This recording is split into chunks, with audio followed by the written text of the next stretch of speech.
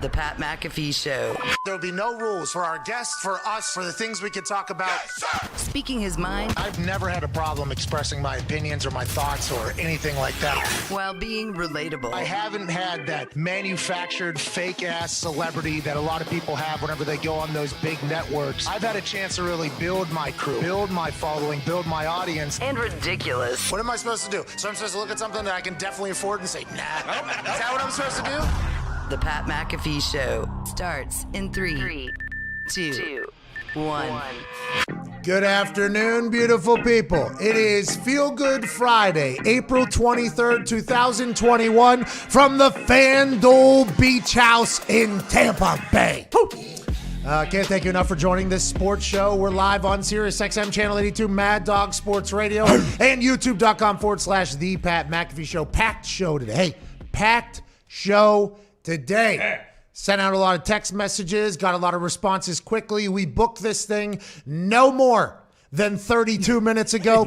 T.Y. Hilton will be joining us in about 27 minutes to talk about the undersized wide receiver, what it's like to transition from college into the NFL. If you might be a little bit under 180 pounds, under the certain frame that it used to be required to be a wide receiver. Devontae Smith came in small. Tutu Atwell from Louisville came in at like 149 pounds or something like that. I will talk to T.Y. We will talk to T.Y. in about 26 minutes about, is it that big of a deal? T.Y., you seem to make the transition easily. A lot of people said he was too small, didn't know how he was going to figure out, played at a small school. He's a small guy, not going to be able to figure out the big leagues in the big teams. He did just that, just got paid again. He'll be a free agent after this year. Absolute stud of a football player. Cannot wait to chat with T.Y. and hear his thoughts. In the second hour, we'll talk to Friday Night SmackDown play-by-play host, Michael Cole. Yeah! Can't wait to talk to the Cole Train. Can't wait to chat with him. See if SmackDown was canceled after my debut last week. What did people say? How will we get better? And what did I potentially do that made his job much worse than it's ever been in his entire life? Is that even something? I can't wait to chat with him. And then in the third hour, we will have Mark Sanchez joining us. Whoa. Mark Sanchez allegedly now... He did not admit this to us, but Mark Sanchez allegedly had a call with Zach Wilson to talk about being a Jet. I guess Zach Wilson called a couple former New York Jet quarterbacks, none of them being Vinny Testaverde. Interesting. Allegedly. Vinny Testaverde, by the way, other than Sanchez, the only one to ever really win as a New York Jet. So I want to know what Sanchez told him. Hey, what'd you tell old Zach about? Yeah. What'd you learn about Zach? Are you happy for Zach? Do you think Zach's going to end up like Sam Darnold, Sanchez? Why don't you go ahead and give us all those kittles and bits about the situation? And also, AJ Hawk will join us at Boston Connor. Ty Schmidt down here at the FanDuel Beach House. Zito and Foxy behind the camera. Can't thank you all enough for your efforts. Zito production is working, I think, yet again somehow. Boys, Ty Schmidt more particular. This day, many moons ago, Aaron Rodgers falls down the draft, gets drafted to the Green Bay Packers, and I think I saw your tweet. You speak for every Green Bay Packer fan in the history of Packer fandom. Thank fucking God that everybody else messed that up, huh? Yeah, been counting my lucky stars ever since. I mean, you mentioned it, and I don't even think about it just because it's not the reality, but can you imagine potentially where the Packers would be at if they wouldn't have drafted Rodgers that year? If he would have went to someone else, God forbid, someone within the division or something like that. And, it just kind of reinforces that, boy, did they make a fucking mistake last year getting Jordan Love. Well, and I do believe that does potentially do that. But I think another thing it reinforces is that draft night can take so many turns. Yeah. Organizations can be flipped on their head in one announcement of a pick by Roger Goodell. Thursday night, April 29th, the first round of the NFL draft. We will be having our annual draft spectacular, which, by the way, big guess. Yeah. Huge lineup. Surprise guess, obviously, because I like that feeling of like, holy who's shit. Coming on? How did that happen? What? No, who's coming on? That's cool. If that's how people react, that's cool. I don't think about that, though. All I think about is when person pops on screen, them going, holy shit. How did they get that? That's what I don't think about the anticipation. Now, granted, up to something we were trying to build up anticipation a little bit, try to get some guessing. But for the draft spectacular, not only are we seeing moments be made and dreams come true for all the guys on this particular graphic and others that'll be drafted that we have never heard of before, obviously, but also a team turning on it. But for us, some conversations we've never got to have will happen about draft experiences, maybe in their sport or in football, maybe in their world, maybe it's big. I mean, there is big guests coming, some of them we've never talked to before, so we're excited about that. We cannot wait for Thursday night. Be a friend, tell a friend. 7:30 Eastern Standard Time, youtube.com/The Pat McAfee Show, the Draft Spectacular. Joining us right now back in Indianapolis, I don't think it's just the Hammer Down Boys, but that is who we will talk to right now. This super boost that I have been putting out. And listen, through the NFL season, we kind of took some lumps. We didn't win as often as we thought we were going to. And it was a feel-out session by me and FanDuel, I think, because, to get the super boost up and to get everything going, I had to give in my picks a little bit early. Yeah, it's a process. It was a process, and I was putting together parlays to try to get big things, and we lost some, but I learned my lesson. And I apologize to everybody that lost. I lost right alongside of you, but I do apologize for us losing sometimes. We won. Now, there was a lot of boosts that hit. Let's not get crazy. But we didn't win every single one. I want to let you know, 4 out of the last 5 have hit. Last night being the most recent one. Sidney Crosby to score 2 points and get a win over the sorry-ass New Jersey Devils. Sidney Crosby scored 40 seconds into the game. Then he got an assist, I think, in the second period. That thing was over. They were up 4-1, 5-1 in the second period. Game over. Super Boost plus 300. People bet 50, won 150 last night. How you doing? Keep it moving. Let's keep it going. We're trying to take every dollar from this company right here, FanDuel. So we'll continue to research. We'll continue to hunt winners, as the Hammer Down Boys say, and win you some money on FanDuel. The interesting thing here, though, is that yesterday on this show, the Hammer Down Boys, who have an incredibly winning record in gambling, they go live every day, 4 p.m. Eastern Standard Time, youtube.com/Hammer Down. They gave us, how they described it, a mortal lock on this particular show. They fucking lost yesterday. Yes, they did. That mortal luck was not a winner. Now, thank God for the Super Boost. Probably made up some money for everybody that lost on this one. But, boys, what happened last night? Angels in the outfield, I heard. Dogs were barking. This is what you need to hammer. Both the COVID Cowboy and the Canadian footy stud actually said, this is what we like. Hey, pal, this is what we like. And we all lost money. What the hell happened out there, Tone? Pat, I just want everyone to know and clarify that I still had a winning overall night. Okay. All right, so if you follow Hammer Don and got all the other bets, it was still a winning night. Hey, by the way, congrats. Atta baby, Tone. Congrats. Here's the position that we're in when you guys are in Florida. You send to us, and we come on, and we try to be entertaining while informational, informative, so that people will come to Hammer Don at 4 o'clock every single day. Sometimes you get a little carried away. The dogs were barking. Joseph Gordon-Levitt. The Angels. I mean, so you sacrificed the pick for the entertainment? Is that what you're saying? No. Still love the pick. Absolutely love the pick. But Stooges who don't follow Hammer Down, who don't follow me, who are brand new, and who are blindly going to follow a fucking rodeo clown without doing their own research. If you lose, I'm fucking sorry, pal. I mean, that happens. That's gambling.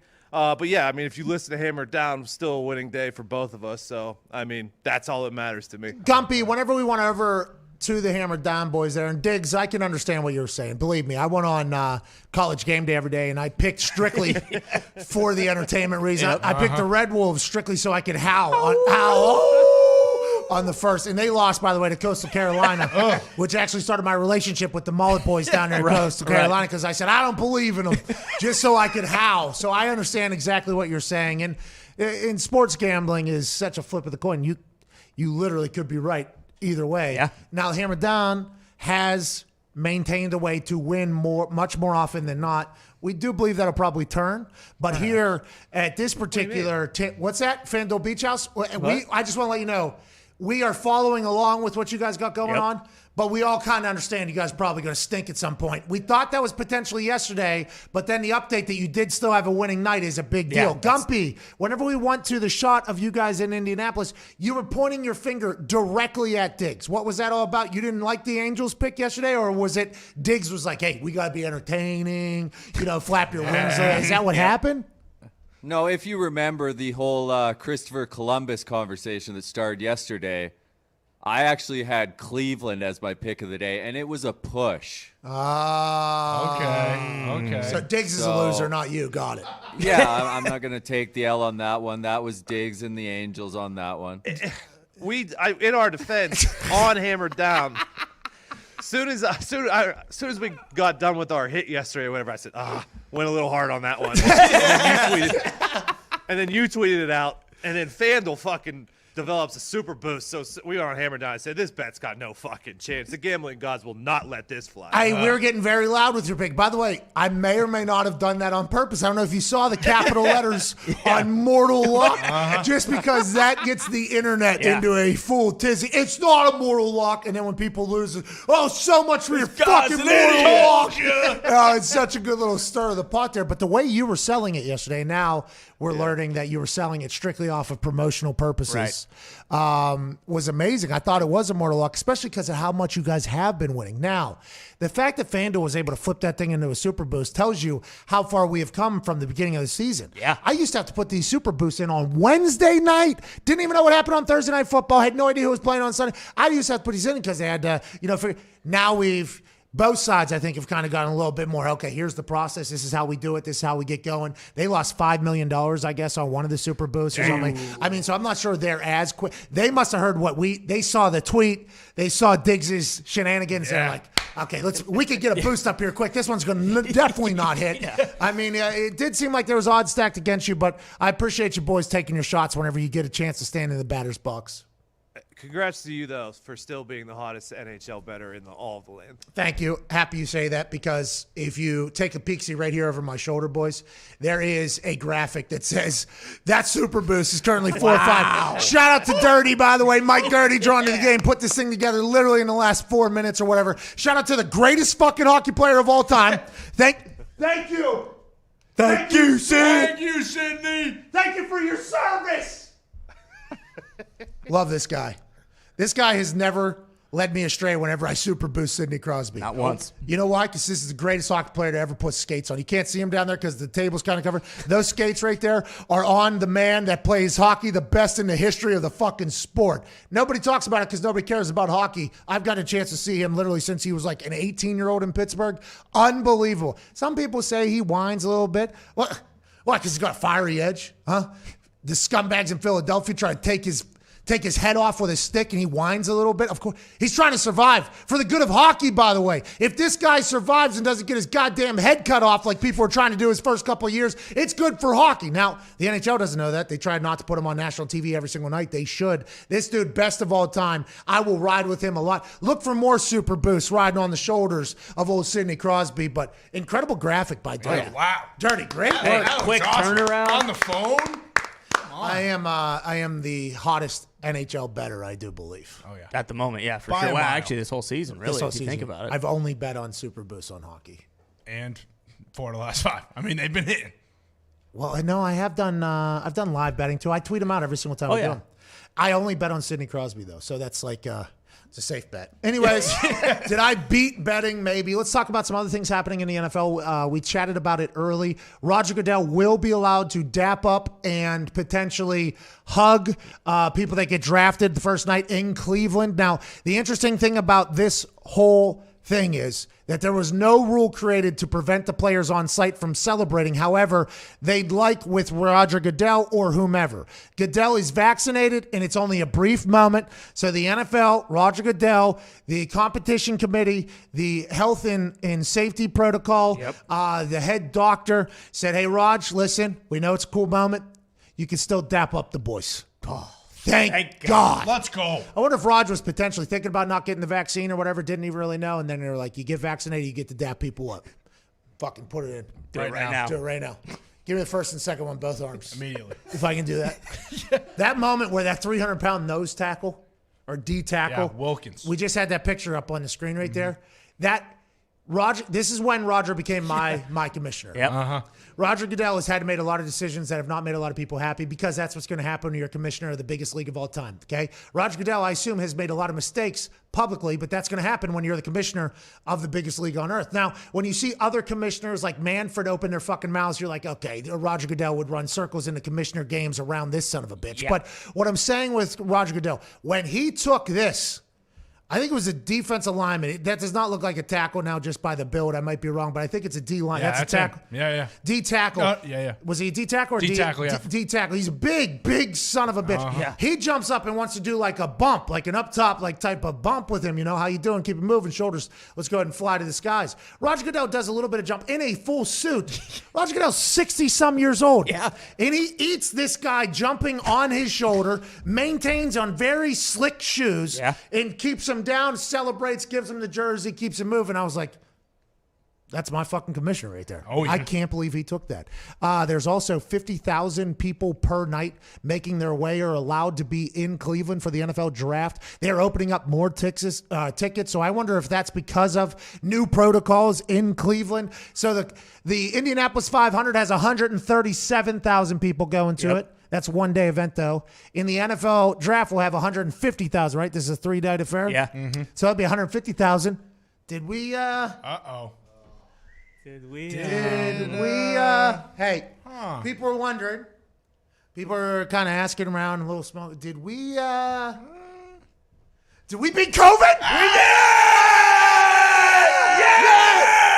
Yes! Woo! We did it. Yippee, gang. What a run. We did it. We did it. 50,000 people going to be in Cleveland to watch dreams come true. They're going to be able to dap up and jump into each other. We might think about saying that 6 months ago. No way. No You wouldn't shot. have. Hey, Raj, don't dap up anymore. We're not doing it. It's dead. Sit in your basement, Sit- eat your M&Ms. Yeah, peanut M&Ms. Be our commissioner. Be Yeah. cool. Be relatable. Sit in that chair you've sat in for like 30 years. Do that again. That's what everybody thought was going to happen. And they're like, nah. We as a world, okay, put our heads together. We created some shit. We did some shit. We fucked up a lot. But here we are staring down 137,000 people on a racetrack that will be able to have, by the way, a lot of people were saying on the internet that the Indy 500, a bunch of stooges for allowing that, but 137,000 people, they'll be able to probably have every other 45 seats. Yeah. Drop in the bucket. It is so big. Yeah. I assume it will be spread out. That might be like 30 to 40% capacity. I believe it said 40%. There it is. So it is a huge area. So a lot of people that don't know that we're attacking the celebration we had for it yesterday, Right. not knowing that, hey, 137,000 sounds, we understand that sounds like a lot of people, but it's nowhere near what is normally there. Normally it's 300, 400, 5,000 people, including the infield, which I assume they're not having open this year. But yeah, so that's happening. 50,000, they're saying we're going to be able to do that safe. The NFL saying, but by the way, the NFL is not going to go out and do something, okay, if they don't think that they're not going to, execute it to plan. The NFL, biggest league on earth, makes a lot of money. They do fuck up. I'm not saying they don't fuck up, but they would not be allowing more tickets and 50,000 people if they didn't get some sort of information that tells them that you can allow more people. We can up this whole thing. Who's talking to who? We don't know, but it feels like we beat COVID. Hell yeah. We did it. Not to mention, we would have heard something bad about the Texas Rangers opening day at that stadium. That is something we were going to keep an eye on it. And much like most things in our world, we completely forgot to do Kind that. of just drifted away. Yeah. Yeah, but if it's bad, Are they dead? No, it would have crawled into your timeline. I feel like if they were. Yeah, you're right. You know? We have not heard massive fallout, I guess, from the potential super spreader event, 40,000 people to watch baseball. Who knows that still happened? Think it only happened because it was the largest sporting event or any, I would assume, public gathering since the COVID came into our world and wrecked everything. Have not heard a lot about the fallout of that, though. No. But you got to remember, there's a potential 10-year thing. True. Oh, that's right. Yep. Don't even get out. Do you remember when that was the thing? Oh, yeah. When that got introduced, I was very worried. Like, bro, 10 years we're going to have to do this? Yeah, you're fine now. Hey, we don't know what the 10-year effect is, so we're going to have to monitor that. That was at like 7-8 months in, maybe 9 months in. And it was like, we don't know what's still going to happen 10 years from now. I'm like, hey, guess what? We're not going to know until 10 years from now. There's no way we're all just, well, we're going to monitor this closely. Let's go ahead and keep it shut down for another 3-4 months. Oh, my God. I was thinking there was a chance that it was going to be, and I don't think I'm the only one here. I thought there was a chance that it would be a very restrictive environment that we lived in for at least the next 2 to 3 years. Oh, yeah. At least I thought that. And maybe that's because we do overreact and we are very much in the moment and reacting to what we're hearing on a day-to-day basis and seeing because we are a daily live show and that's what the job calls for. But it did feel like that at some points that we were never fucking getting out of this thing. No, we had that. There was that little spurt after things got like really bad where they kind of like opened things up a little bit and people were kind of out and about and everything. And then like 2 weeks after that, they're like, "Oh shit, we've made a massive mistake. Get back inside." Waves 3 and 4 have already tag teamed each other in the crowd. They are coming. And then I remember it did shut back down. Florida and Texas were the exceptions. Yep. Florida and Texas were open. But whenever Foxy and I went down to Orlando for that takeover, what was that, October? Yes. October, I think. I think it was in October. And it was still pretty shut down, the world. The world was pretty still pretty shut down. Right next to our hotel, they were having a block party. Oh, no, it was December because it was a whole Christmas party. Oh, yeah. It was December. right, yeah. They were having a whole block party. Now, a majority of people had masks on. There were some people that were like, I ain't fucking wearing one. You ain't covering my face. Done with this shit. Why don't we fucking wear it? Well, you want me to wear a hat? Why don't I just wear fucking... Give me that face shield. Every store, restaurant were open. People were out and about. It was pretty crazy. But people did have masks on. Yeah, definitely. Right? Which I thought that was what it was. New normal. It's going to be the new normal is going to be these masks. And there was a lot of people that were not thrilled that was. This is not normal. This is not. Let me live my life. This is not new normal. I understand that I can go do everything that you guys say I can't do if I just do this one thing, but I'm fucking doing it. They felt that way passionately. Oh, yeah. And then people are on the other side like, no, that shouldn't even be happening because one mask isn't good, actually. You actually need 4 masks. It's like, whoa, my God. So I just assumed that we were going to have some sort of rules that were going to restrict us from being humans again for at least 2 to 3 years. 50,000 go into the NFL draft here next week in Cleveland, Ohio, which I've not heard Ohio has been the most open. Maybe it has. I'm not sure it hasn't. But that's massive for us, I think, as a world. Like if you're not a football fan, well, you wouldn't be listening to the show, so fuck it.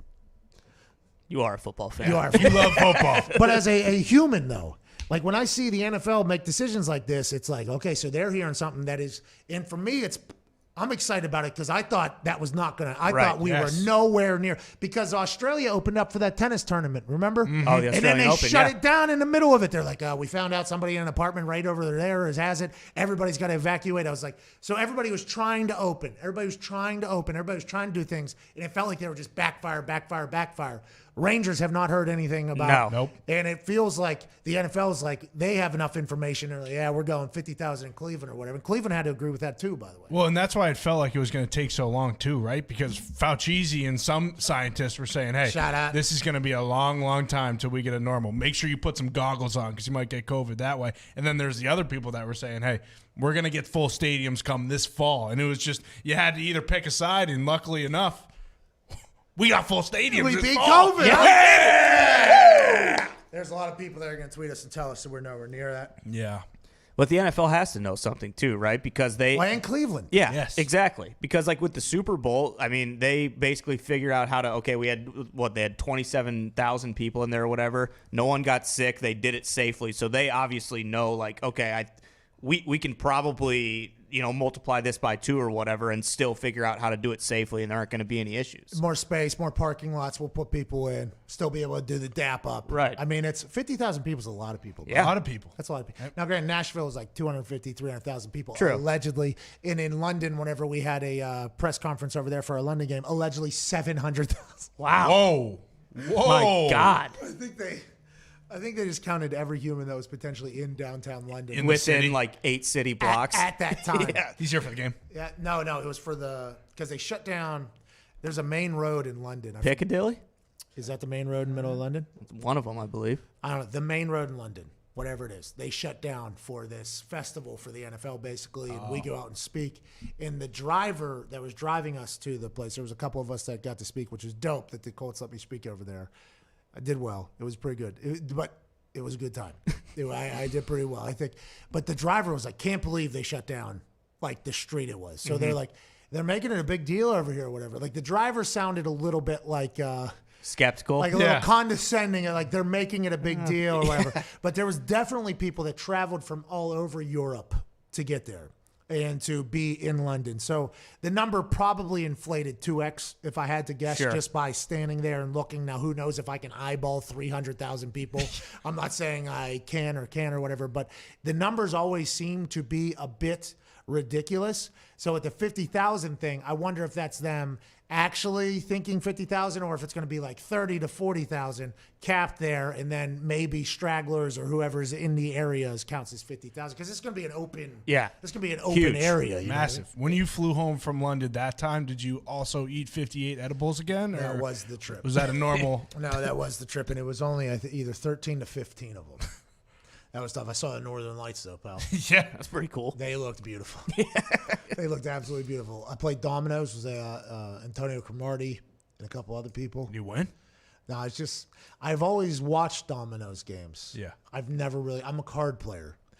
The bones and dominoes, they kind of go hand in hand with card playing, but I've never dabbled on getting into the game. I've seen the loud 15, 20. I've seen it all. I kind of get it. I don't know the strategy, though. I've never been able to pick up the strategy good enough to really put myself into the games that were having potential stuff on the line. Sure. So on that trip home, since I knew I couldn't sleep and I did not want to be alone, you know, I would like to be, I did not want to be with my thoughts. Yeah. Okay, so I went to the dominoes. I felt like I learned a little bit. And somebody came down with a 25, I think, or a 20, and actually flipped the entire table in the middle of the plane. Nice. Yeah, it was like 2, 3 a.m. It was cool. That ended the game? Yeah, game ended. I was like, that's awesome. And everybody's like, I guess. But It's not. it was but like an interesting, it was a pretty cool thing. I enjoyed it. But yeah, that was the same trip. So I got to speak to 700,000 people. Lost to the Jacksonville Jaguars on a team that I was on, you know. And I did not perform well, by the way. Walt Anderson had me kicking brand new footballs like a fucking piece of shit. I mean, come on. Not that he is full time, but at that On the particular field. moment, he was a full bag of shit to me. Literally, first punt, I catch the ball. This is a brand new ball. What is this? How has this even happened? Walt, I guess, told the English ball keeper to get rid of the good balls that the equipment managers worked on. And then, by the way, that's when I had to call Dean Blandino. Had full conversation with Blandino the next day. I'm like, hey, man, London, I got to speak to the crowd. I think I have some people over here. Walt doesn't want to see me shine, Dean. What? He said, well, there's a protocol. We have to stick to the protocol. I will talk to Walt. I'm sorry about that. I'm like, Dean, does that take back the bomb that I didn't hit yesterday? He's like, I don't know what you want me to do about it, Pat. I'm like, well, fair. All right. Okay. We'll fix it. We'll figure it out. I also got an offsides penalty over there from Walt. Oh, Ooh. yeah. Yeah. So that was not a great. Vinatieri still made the kick, so it didn't matter. But that was where he said, nah, I'm going to call it on one. Yeah, I'm gonna call it on one. He said that actual words that came out of his mouth in the little referee meeting that Matt Overton had snuck his head into, because Overton's a snapper. We went on a hard count because we're potentially gonna try to go for two maybe if you get him jump, because the ball's at 15. Snaps at 15. Yeah. You get a hard count, though. Penalty, that ball goes to the 1 now for a potential 2-point conversion. Yep. So it's actually not a bad time to switch up the rhythm of your snap, because people have to watch it on film. The edge people have to watch on film knowing that you're not going to go on one every single time, so there's no real catch. And also, you potentially steal a point out of this thing. Yeah. So we like to, on extra points, actually go on 3 sometimes. We'll go 2. We'll go like there, a lot of that. And it was I always did the same. I worked on it. To the rules, to the regulations, and we called it. Matt Overton, we're all pumped. I'm like, got a guy. D-tackle was actually leaning. Overton pokes his head in. The ref goes, D-tackle, and had a false start or whatever. And Walt goes, nope, I'm going to call it on 1. And then walks out, calls it on me. And then Vinatieri had to kick a 38-yard extra point with a brand new football. Yeah. He was not thrilled about it, but we had to do our thing. Let's go and talk to a Colts legend, shall we? Let's do it. Ladies and gentlemen, joining us now is a man who just signed a 1-year deal worth a lot of money with the Indianapolis Colts. An absolute legend in Indianapolis. A man who's nicknamed the Ghost because he would disappear behind defenses. More specifically, the Houston Texans defense is where it started. Then it went everywhere else. Hoping to have a great season with Carson Wentz. Can't wait to watch it. Ladies and gentlemen, T.Y. Hilton. Yeah, T.Y. What's going on, man? What's good? How you doing? Hey, not too shabby. Thank you for joining us today. I know you're a busy man getting ready for the season. I wanted to thank you publicly here for allowing me to go watch those Final Four games. That was very dope of you, and the Miley Cyrus concert. I appreciate that immensely. Oh, no problem. No problem. Glad you was able to make it. Hey, listen, I did not know that was a 9-hour evening. I apologize. I did not stay for the entire. I apologize. I did not stay for the entire thing. What a moment you got to witness, though, with the Suggs shot and everything like that. I should have been there, but I wasn't. But anyways, let's move on. Ty, right now, walk around playing weight. What is it? Height, weight. Height 5'9", but I'm 5'10" with shoes on. Okay, people forget. Yeah, I weigh 178. Okay, so you're 178. So 5'9", 178. I would assume like 10 years ago, 7 years ago, maybe even, that size at wide receiver, a lot of teams would probably scoff at. They'd be like, well, he can't do it, can't get off the line, won't be able to do anything. If he takes one hit, he's done for. Watching you in person, you had this incredible elite ability of not taking big hits. And at the beginning of you doing that, I think Indianapolis Colts fans were like, blah, like a little bit groany at it. And then it was like, oh, no, he's going to be around. Okay, this guy's not taking any unnecessary shots to gain another half a yard. It's like, I think that's an actual skill that you have, and I assume a lot of smaller guys have. But what was the transition like into the NFL? And do you think Devontae and Tutu, who I believe is a South Florida boy as well, do you have any advice for them, or do you think it's not going to be that big of a deal, especially with what you had to go through early with Andrew Luck? I missed the last part. What do you have any like advice, or what was any transition for you? And do you see it as a big deal at all with the size potentially being a wide receiver inhibitor? I mean, I don't see it. I don't think it's a problem with their size. I mean, as long as they're comfortable at their size and they're a football player, well, they're both heck of a football players. So as long as you comfortable with your weight and what you're playing at, you're going to be fine. I mean, as long as you go out there and make plays, do what the team asks you to do, score touchdowns, make explosive plays, do all the things you've been doing this whole time. Nothing's going to change besides you got bigger dudes that's making more money and their job is to lock you down. So you just got to play to your strengths, man. And once you start breaking down film and understand how they play and what they like to do, just use your strengths, man. That's my key advice to you is use your strengths.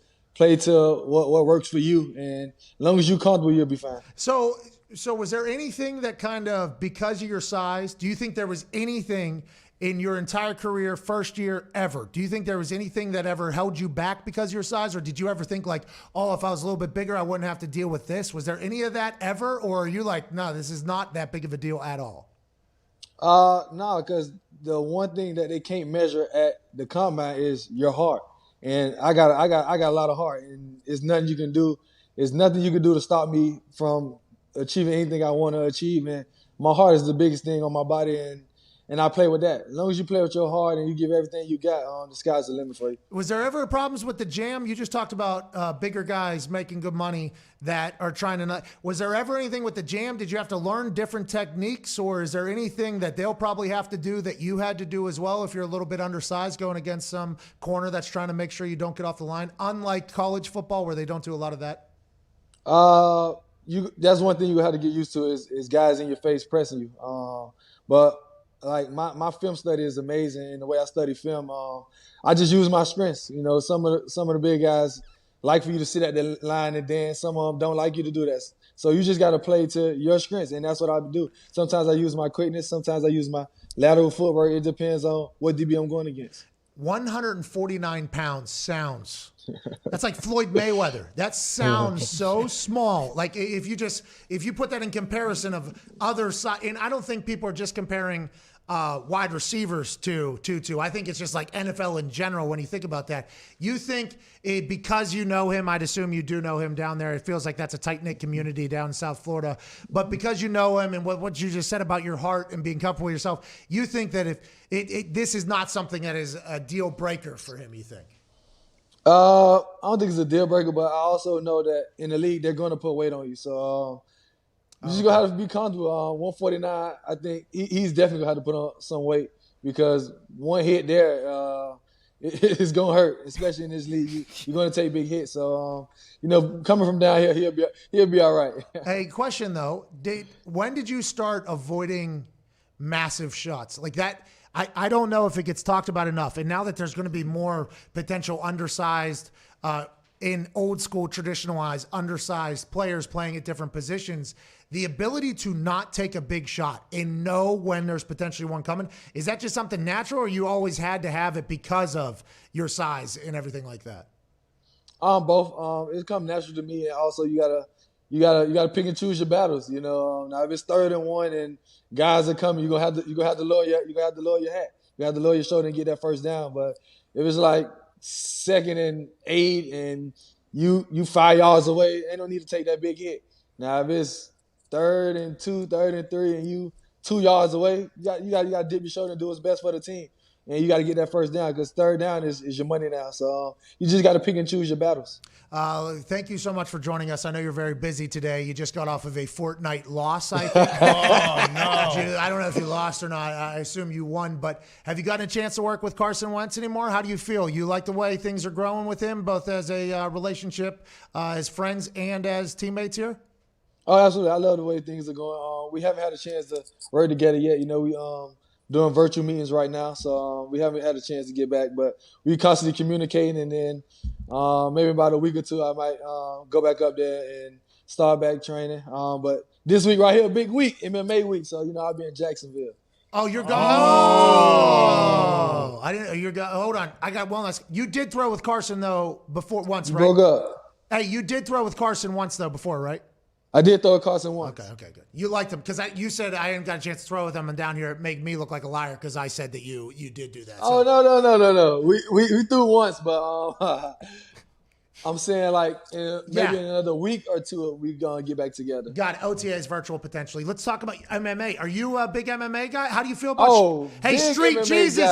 This is my week. All my fighters are fighting. I'm in the building. Street Jesus going in there. You think he's bouncing back? What are you thinking here? Against Usman, it's gonna be a great fight. But I gotta ride with a 305 all day. Okay, who else do you like in there if we're putting bets? Oh, Valentina versus Jessica Andrade. I'm going Valentina. She gonna remain the champ. Okay. And then Rose versus Wally. I'm going with Rose with the upset. Whoa. Let's go, Thug Rose, baby. Yeah, all right. Ty, enjoy your weekend. I can't thank you enough. Be safe. Can't wait to see you and Carson have success next year. It's going to be awesome. Good luck this weekend in Jacksonville as well. Ladies and gentlemen, Ty Hilton. Yeah, Ty. Appreciate it. Thank you, Ty. I did not know he was a big MMA guy. No. And he's going. Yeah, he's going. Let's go. To what we were just talking about. Let's go. Oh, yeah. What we were just referring to. Yes. That's packed out in Jacksonville, I think, too. Oh, yeah. Packed out. 17,000 or something like that? There's a top on that thing, too. Yeah. Oh, yeah. It's capped. So COVID will potentially be dancing off that ceiling. Exactly. Everybody's going to have masks, I assume. It'll be all... Or they won't. Yeah, you're right, I guess. Let's get to a break. So that was interesting for him to basically just be like, doesn't matter. No. That's basically what he was saying, is it does not matter. But it does, I think, if you're not T.Y. Hilton. So I think that is something that we not... Ooh. Okay. Is this a little horn here? Is this the recorder? Was that a recorder? Hot Cross Buns right there? Shout out to Marty Vicks here. Another banger. I'm sure we've heard this before. I haven't heard it in a while. I think I'm in a new spot in the playlist. But I don't know if everybody's T.Y. Hilton, but there are certain things at that size you have to have.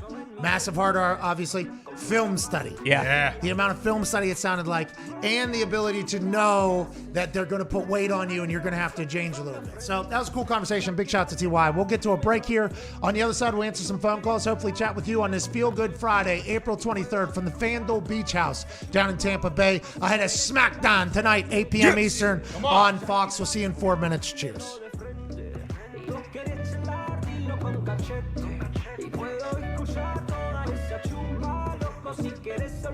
Today's event is me versus a Carolina Reaper pepper. A pepper that has what? 2.2 million Scoville on average. I think it's pretty much the hottest pepper in the world. In comparison, a jalapeno is 6,000 Scoville. For every second after it is in my mouth, I don't grab this milk. We'll give $25 to a random person in the comment section right now. $4,500 feels like a good amount to give away, though. And that'd be 3 minutes. This is going to be a long 3 minutes. That's redder than devil's dick. That crunch. How we doing so far? Doesn't look too bad. I should have taken a drink of water beforehand, though, because I think I had a dry mouth. I had a little cotton mouth. Oh. Oh, okay. Once the hiccups start, I think you're just about done for. What's your biggest regret in life? Do you have 2 more minutes in you? I think it's just starting to hit like the peak. The curve on this thing is just starting to go up. You are handling this much better than Bill did, though. You are, yeah. Billy Tubes was puking 10 seconds in. 130. 130. It's burning my esophagus. Do you feel like you're going to puke? Oh, I do. And that milk looks ice cold, too. No! Beer that broke my heart. Hey, one more. I'm getting lightheaded now. 25 more seconds. Yep. Now we go. Now we go. 8, 7, 6, 5, 4, 3, 2, 1. Dance with me. How you feel now? A little bit better, but not great. Oh, my God. That's a bad idea. I need more. I need more milk.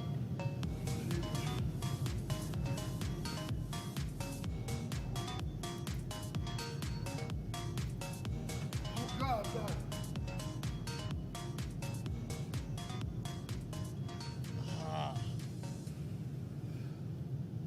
Yikes. I actually would have made more money the day I signed than my whole contract with Indy. Dude. Why did you decide to turn down a lot of money to come back to Indianapolis for the year? True story, no bull. I prayed about it. By 3 o'clock, I'm signing somewhere. And then 2:55, I got on the phone with Chris. Like, are we going to get this done? Like, how can we get this done? He came up with a number, and I'm like, all right, it's all right. Well, I guess it's meant for me to go to this next team. As soon as I closed his message, Ursay texted me. I said, there go my sign right there. When he texted me, that's when we got it done. When he texted me, we got it done. Hey, did you see my eyes tweet yesterday? Yeah, is that when you got the text from Ursay? No, that was a text that I was almost gone. Yeah, where were you going to go? Hey. Baltimore. You don't have to tell us, obviously, but I do believe Baltimore was in on something. Yeah. Mm-hmm. And then also the quarterback. That's what it was. That's what it was.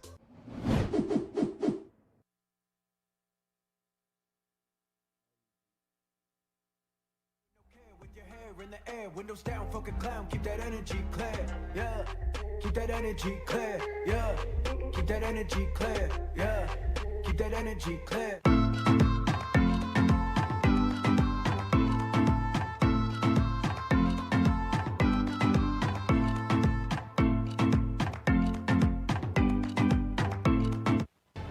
This is the Pat McAfee Show on Sirius XM Mad Dog Sports Radio. We thank you for taking the time to seek out this small regional show that streams internationally. Here's Pat and the boys.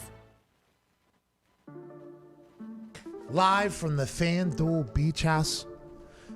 FanDuel is America's #1 sportsbook. Hell yeah. Let's go. Right now, FanDuel is letting you place your first bet risk-free up to $1,000.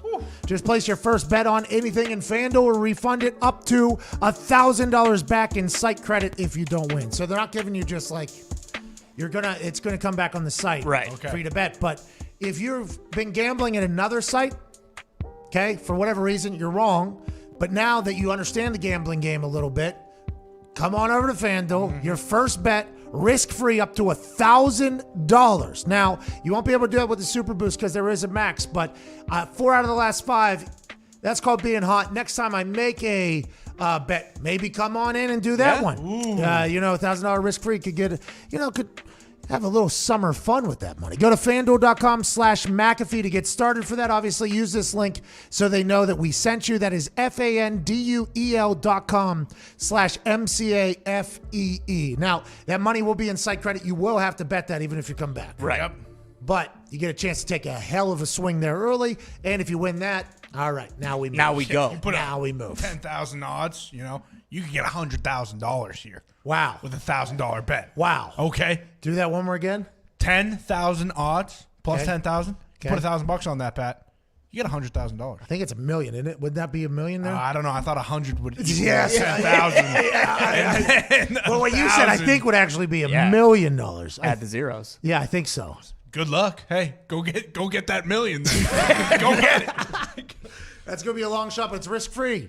Go ahead and take a hack at it. Who cares? Now, you won't be able to create any fake accounts because everything is regulated. You have to get your shit checked and everything like that. So if you already have a FanDuel account, we do apologize. This is not for you. But for somebody that wants to maybe come out and try FanDuel, the water is just fine. Come on in. We have a good time over there. Very, very convenient app and comfortable app. Diggs, Gumpy, what did you take away from that TY conversation? Anything? Did you hear anything in there that makes you change your thoughts about anything happening in the football world right now? The thing that I was thinking about during it the entire time is that Devonta Smith's over-under, I believe, is at 11.5. And Under. if TY and the new NFL, it doesn't like TY said, play to your strengths. It doesn't matter. They're not at the line, roughing you up anymore. So, I would just lean to Devonta Smith under is what I took away from that conversation. Yeah, by the way, that's why the Hammered Down Boys are the Hammered Down Boys. That's why they're full-time. Their immediate thoughts on everything is how can we profit off of the information we were just told. I do believe that now they are at the line. They do rough you up, but you got to play that way for them to sit there. I assume whatever offensive coordinator that gets Devontae or TY or Tutu, they're going to put weight on him. Let's assume he's in 150s, mid 150s by the time season comes around somehow. They're going to have them moving. That is a moving thing, so there's no way you could do it. They're going to take some shots, but it was nice to hear kind of a very successful, undersized wide receiver come in and say it's all a bunch of bullshit. Well, and like he said too, with those South Florida guys, they're tough as shit. He was like, yeah, guess what? He's small, but he's gonna be able to take hits. Hey, these guys, we have been running Oklahoma drills in the neighborhood since we're 6-7 years old. On concrete. Okay, we're okay. We are okay. Let's go to Alex in Wyoming. I believe this is our first call from Wyoming. What's going on out there, Alex? Is this Mr. Friday Night? Oh, yeah. Alex, hey, you're goddamn right, Alex. This is Mr. Friday Night. I forgot to mention that earlier. SmackDown tonight, Fox, 8 p.m. Eastern Standard Time, the greatest television show on earth. Me and Michael Cole commentating. He'll be joining us in about 15 minutes to see if I got that thing shut down or not, so maybe we'll be live tonight. What do you want to talk about, Alex? Well, first off, I cannot wait to watch again, so I'm very excited for tonight. Oh my God, thank you. But real quick, Pat, I was watching earlier this week, the Hammer Down Boys were talking to former GM Michael Lombardi and also kind of your interview with Shregs yesterday. I wanted to see which of these teams you think is most likely to get Justin Fields. The Lions, the Panthers, the Broncos, or possibly a crazy trade-up for the New England Patriots? That's Alex, great question. I don't think it's going to be the Patriots just because of the information that has come out of the Patriots and more specifically the person you directly referenced right there. Does not think that Justin Fields will be a New England Patriot. Now, Bill Belichick could be just keeping his cards very tight. Maybe Bill will make a run up to maybe 4, or the Falcons are potentially going to move. Maybe Justin Fields ends up in Atlanta, by the way, at 4 if Mac Jones goes to San Francisco, which all signs seem to be pointing to Mac Jones going to San Francisco. Another GM has come out and said that Mac Jones might be definitive. Allegedly, they said this, by the way. Mac Jones, smartest quarterback they've ever talked to. Now, you put that alongside the comments from Trent Dilfer last week, who said this guy has a photographic memory. Then the story that a team said that the first day they met with Mac Jones, they gave him a couple of their plays to see if he would be able to understand kind of the way their playbook works. Then he had meetings with other teams. A couple weeks later, a lot of other teams probably doing the same thing to Mac Jones. They asked him to recall the plays that he was given the first day. Maybe it was a week ago or 2 weeks ago. And he basically broke down their entire offense for them. And they were like, holy shit, this guy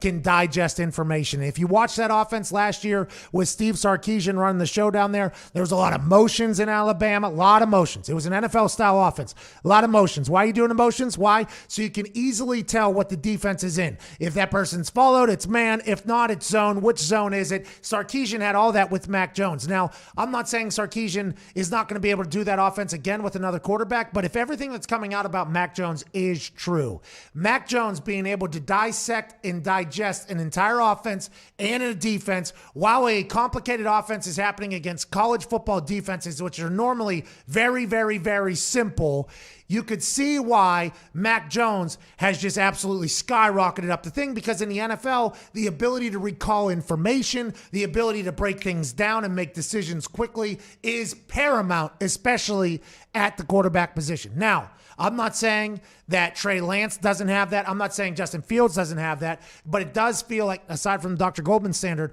it sounds like all the information coming out about Mac Jones is like, this dude's brain is a special one. And maybe that's why there's been so much talk about him. But he seems to be a lock at 3.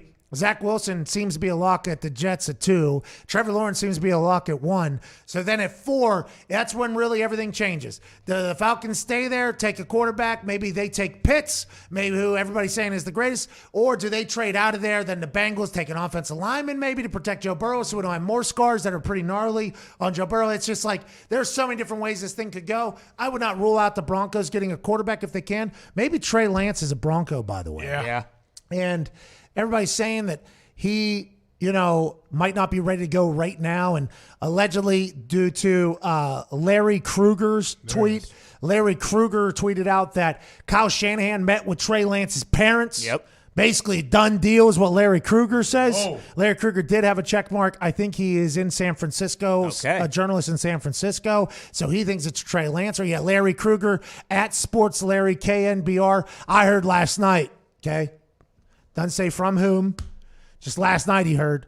49ers met with Trey Lance's parents on their trip to Fargo. That sounds to me like Lance is their guy. And it jives with their public stance that Jimmy is still their guy this year, which would make a lot of sense, by the way, if they did that. But maybe Mac Jones also gets to sit in there and watch and just let me recall every single thing that Jimmy G did in the first 8-9 weeks before he go in there. This is what he should have done. So I have no idea, to answer your question, about what the hell is going to happen in that draft after the first 3. With Mac Jones, it kind of goes back to, you always talk about like the physical attributes. Everyone in the NFL is a stud physically, but between the ears is where it really matters. And it's more so if you're a quarterback. So it would make sense if it's like, hey, this guy's a savant. He can do everything. But also with that, how come he's not even thought of to be a 1 then?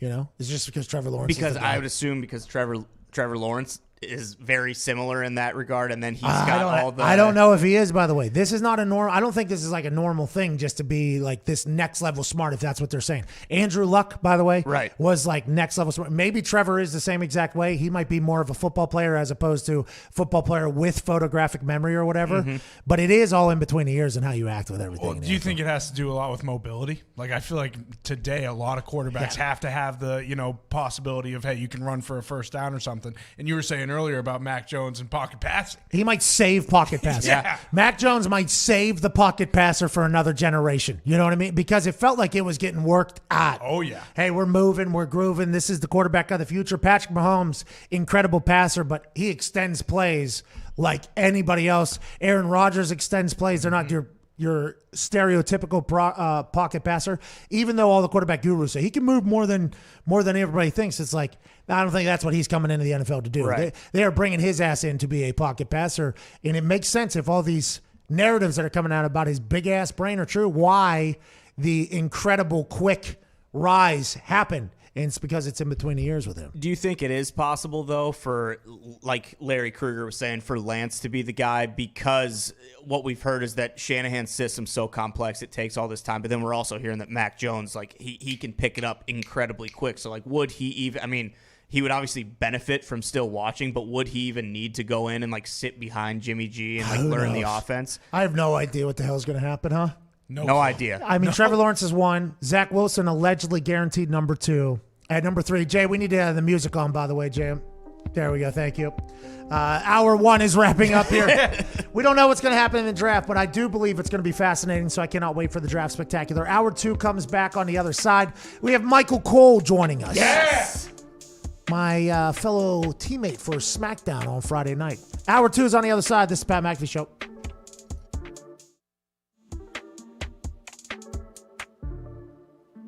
If something happens one time, anomaly.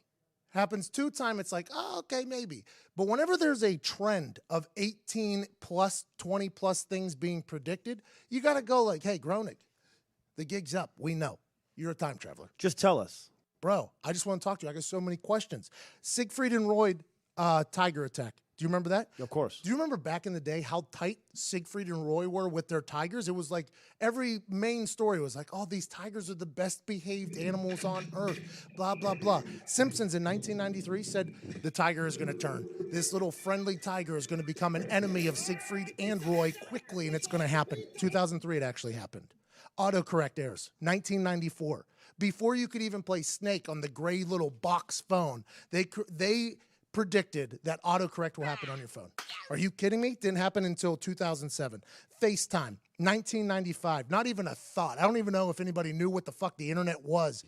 Oh, that's that little right. mark with the A and then the ring around it? At? See, that's what I said. Mm-hmm. No, What do you is say to that, internet Allison? anyway? In 1995, they said, don't worry, you'll be carrying around a device where you will be face-to-face with somebody on the opposite side of Earth. 1995, they said that. 2010, it happened.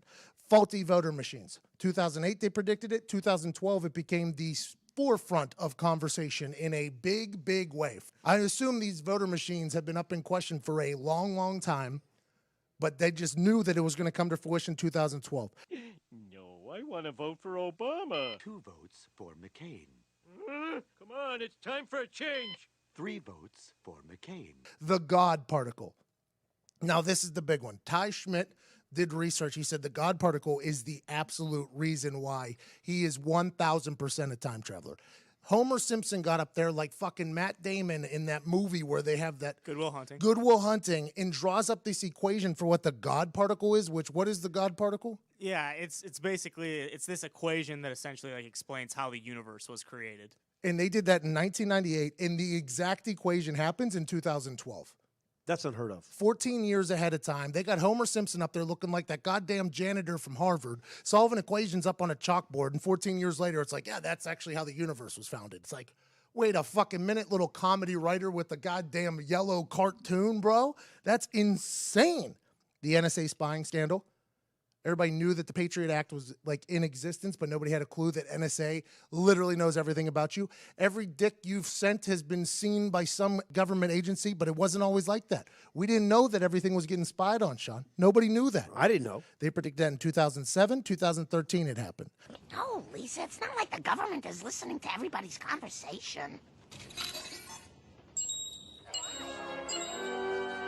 Smartwatches, 1995, they said it would happen. 2014, they came to fruition. America's Ebola outbreak, 1997, they said it. 2014. Do you remember when Ebola hit? It was like, it was literally...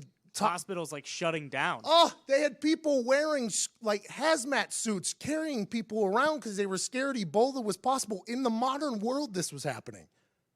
Years and years and years and years ago, Matt Groening said this is going to happen. The FIFA corruption scandal, 2014, they called it. 2015, it came all crashing down. Everybody knew they were getting their pockets greased, making decisions, sending a World Cup to a goddamn desert. Matt Groening said it's going to happen. It happened. Greece's debt default, 2012, they called it. 2015, it happened. So many countries out there, by the way.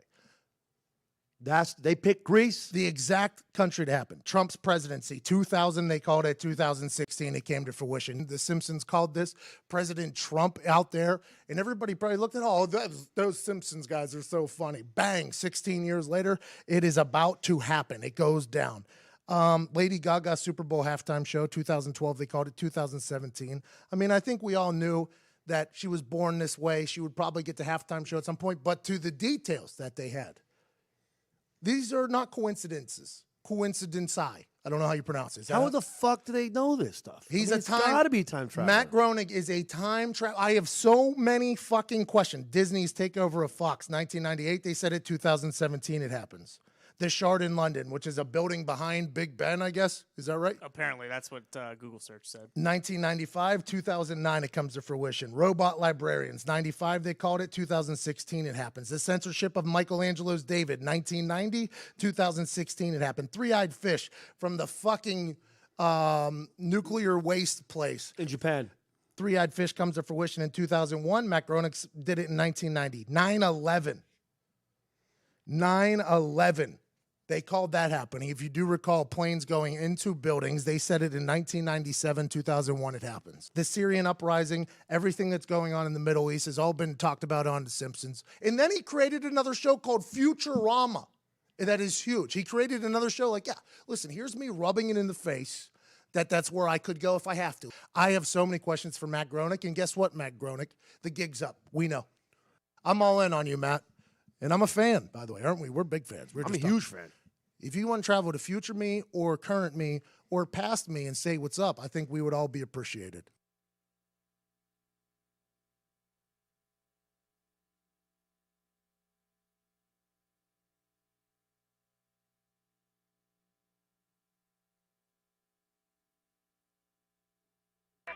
The Pat McAfee Show. There'll be no rules for our guests, for us, for the things we can talk about.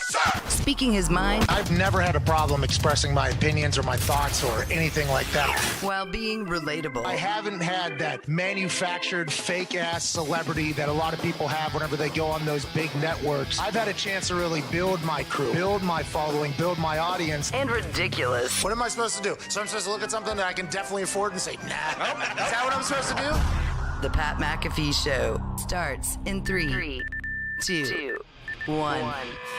Welcome back to Hour 2 of this Feel Good Friday, April 23rd, 2021, from the FanDuel Beach House down here in Tampa. Woo! Welcome back to the show for Hour 2 on this John Cena birthday, April 23rd. Thank you, Cena. Thank you, John. From the FanDuel Beach House down here in Tampa Bay. Dirty Gertie with another incredible graphic. We appreciate the hell out of you. Joining us right now, ladies and gentlemen, college football national champion and Super Bowl champion and noted cigar smoker, ladies and gentlemen, AJ Hawk. AJ, I'll tell you what, man. I just checked out your Instagram. I can't wait to drink a Miller Lite, dude. Yeah. What you haven't posted in a year, in a month, and all of a sudden you come out with a paid advertisement on your Instagram, completely doing social media absolutely wrong, but I want to let you know we are all going to support the hell out of you. We are thankful you're getting back into the internet, and if we can thank Miller Lite for that, we would also like to extend a massive thank you to Miller Lite for doing that. What a photo shoot. What a post by you. You're looking at new Miller Lite guy, AJ Hawk. AJ, that was awesome, dude. Hey, thank you. I appreciate you consuming my content, Pat. There's more to come. Who do you have talking to you about this? Do you have like some social media guru that's on your team that's like, hey, listen, we'll do the posts for you. You got to do a paid advertisement. We'll use hashtag ad, hashtag we got paid for this, hashtag the government doesn't really read this. Why are we loading this thing up with this much bullshit? Nobody wants to read this. Hashtag this, hashtag this. Do you have somebody on your team that did that? Who did it? Yeah, I had some help putting that. You have to make sure you get all of the right things in place when it's an ad and when it's an alcohol company too. There's all these different regulations and stuff. But yeah, you know what? Go get yourself a Miller Lite today, Pat. Enjoy yourself. I don't do much drinking anymore, but when I saw you holding that, you know that good. Yeah. Delicious. But I was so happy. Somebody sent the link to it into the group text, and I didn't know what the hell it was. I thought it was a throwback picture. I clicked on it. You posted that today or whatever. I'm like, when was the last time he posted that? It was April 23rd, 2020, and it was a promotion for last year's draft spectacular. That was the last time you posted anything. We are very proud and happy for you, AJ. AJ. Welcome to the game. This is awesome. Good to have you.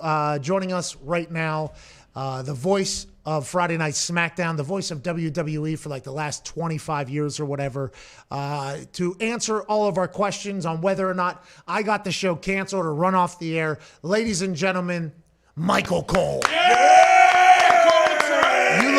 You look so cool. You look so I'm driving to the Yingling Center, but you guys are talking about Miller Lite. Are you guys giving away beer? What's the deal? Well, listen, Cole, I do know the Cole train potentially does have a Miller Lite option every once in a while. AJ is one of the new faces of Miller Lite, Michael Cole. Yeah. AJ. Yeah, this is AJ. This is AJ Hawk, by the way. You used to play for the Packers. I know you're a big sports fan. I know you know. Pat, I watched the show. Okay, all right, good news.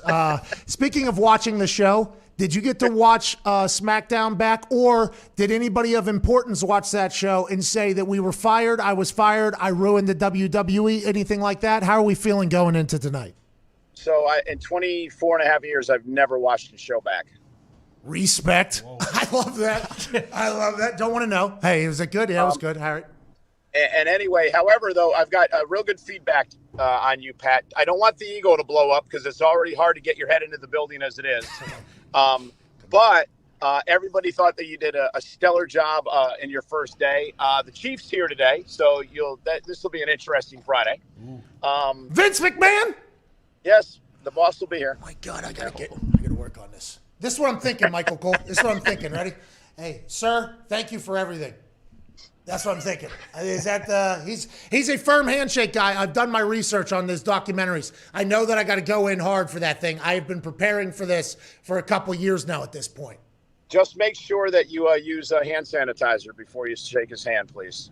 Well, yeah, by the way, I'm not going to be the reason, okay? I am not going to be the reason. I cannot be the reason why this whole thing happens. But you know a lot more than I do. Tonight's show is going to be awesome, I assume? Yeah, it's going to be good. Again, everyone's here tonight. Obviously, there's a lot of fallout from last week. The big situation when Cesaro thought he might get a title opportunity and he had a match with Jey Uso. And then, of course, Seth Rollins got involved. So there's a lot of fallout all over the place tonight. And, Pat, listen, the world was buzzing. You were trending last week over your performance on SmackDown. So I'm interested to see how you're going to do tonight, second week down. And I'll be honest with you. You're an athlete, and I think this is a lot like sports and what we do. And the fact of the matter being, you go out and hit a home run your first week. How do you follow it up on week two? How do you change some of the things that you may not have liked? And how do we make sure that you hit a home run again this week? Two of them. Have you been thinking about that? Yeah, all week. Don't you worry about that. I've been thinking about that, Michael Cole. Sorry, AJ. Go ahead. So, Michael, I know you went to Syracuse. You have a great background. I'm just curious, can you compare and contrast what it was like covering David Koresh and the Branch Davidians and that whole situation in Waco? Thanks for watching. He doesn't watch the show, Cole. Thanks for watching you got the that show, question AJ. asked you last week from Ty. What was the question? How did he finish it? Did he finish it like I did? No, we didn't hear you. By the way, we cut you off, so we did not hear you. We apologize. Go ahead. You can finish. Michael Cole, it's your floor. You go, man. These guys are idiots. You go. Pat, I've been embedded in war zones around the world for much of my career, and I'll tell you one thing. Last week was like being in a war zone out there with you. It really was. No, it was a lot of fun, man. Just bring your energy and that infectious attitude today, and I think everything is going to be great. One of the things that I know people in our company and also the fans said about you is your energy, and how excited you were about being there as part of the product, and you came across as a fan, and I think that's because you are a fan. And I think if you can do that each and every week and approach this as being a WWE fan, instead of trying to be a wrestling broadcaster, I think we're going to hit a home run every week. And I said this last week. I said it in the little documentary that you guys did that Foxy put together, which I thought was awesome. I got more airtime in that than I actually do on my own show.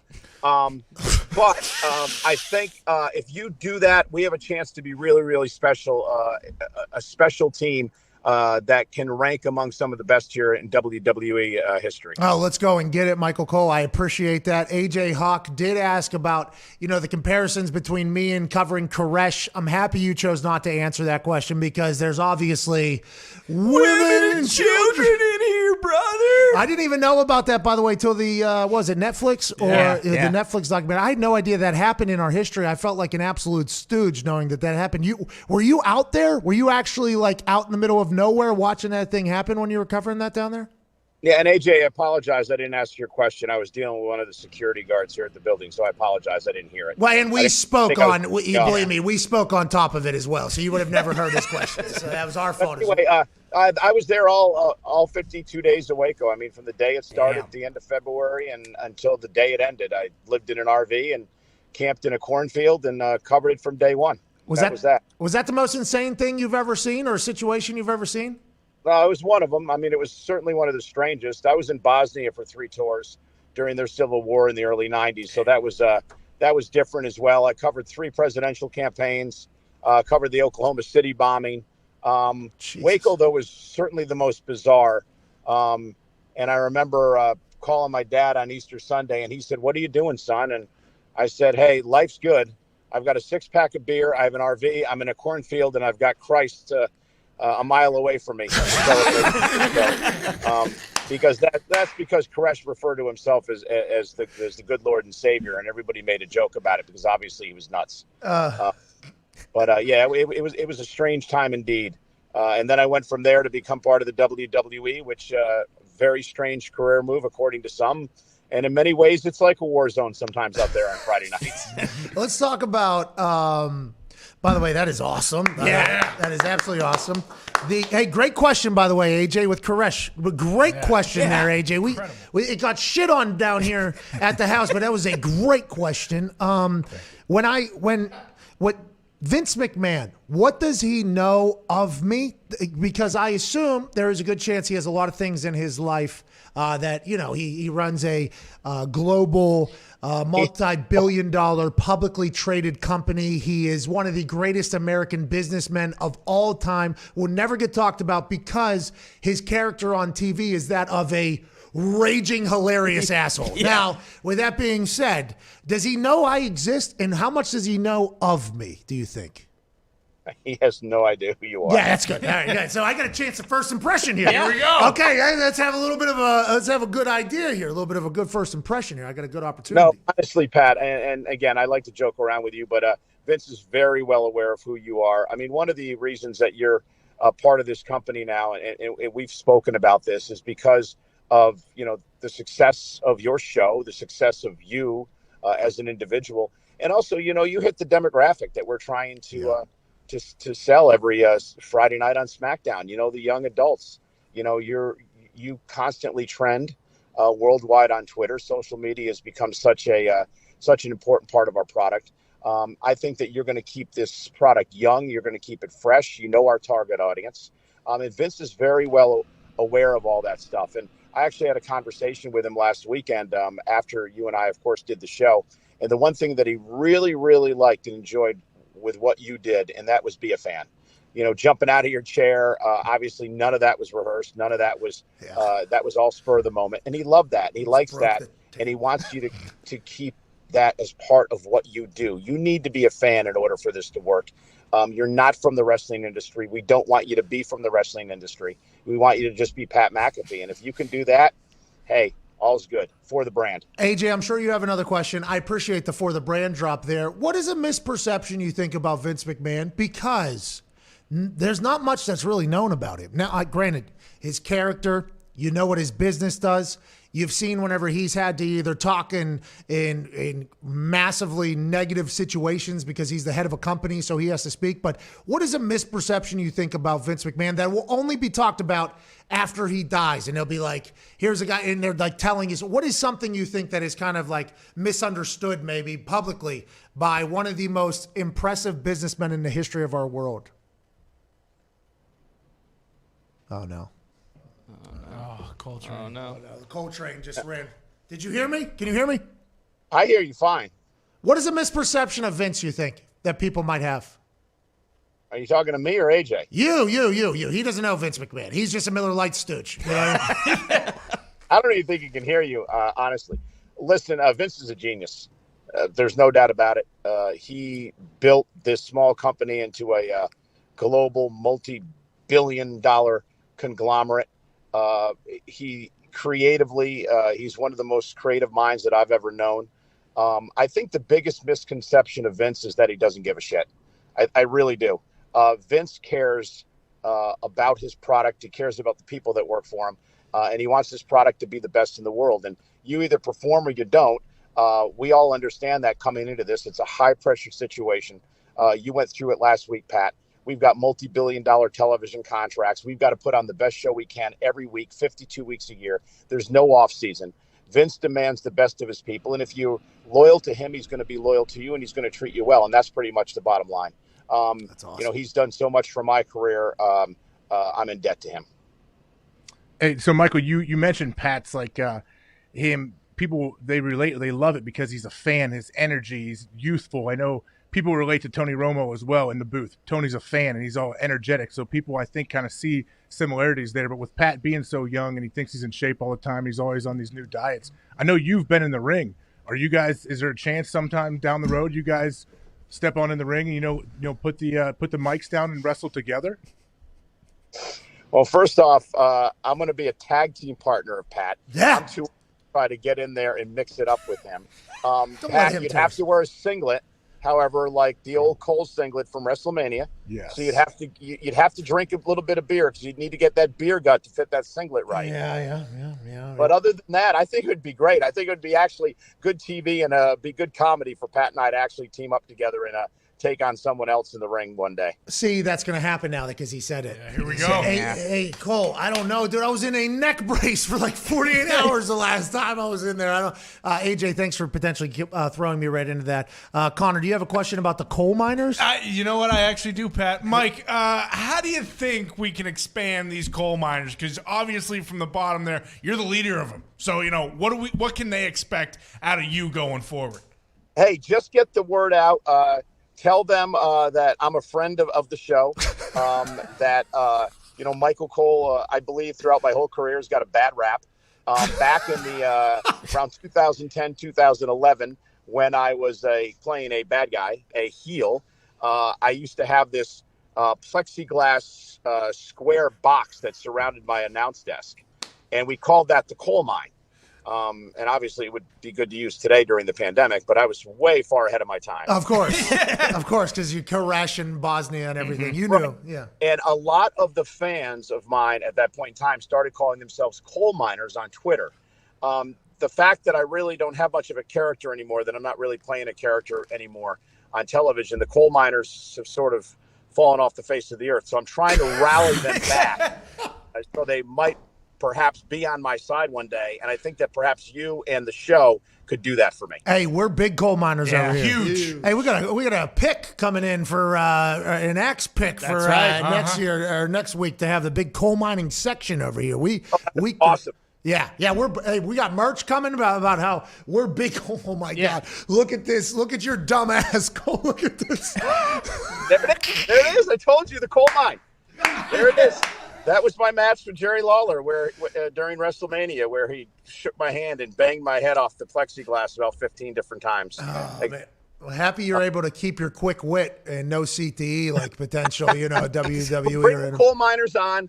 Of course, Pat, one of these days you have to have the official drink of the Coal Train since you are part of the group now. Miller Lite? That's a pint of beer with a shot of Jack in it, and then you drink it. Oh, so it's like a car bomb, but just terrible tasting. Exactly. Okay. Can't wait to get on the coal train. Proud to be a coal miner. I'll see you in a couple hours. You're the best, ladies and gentlemen. Michael Cole. Yeah.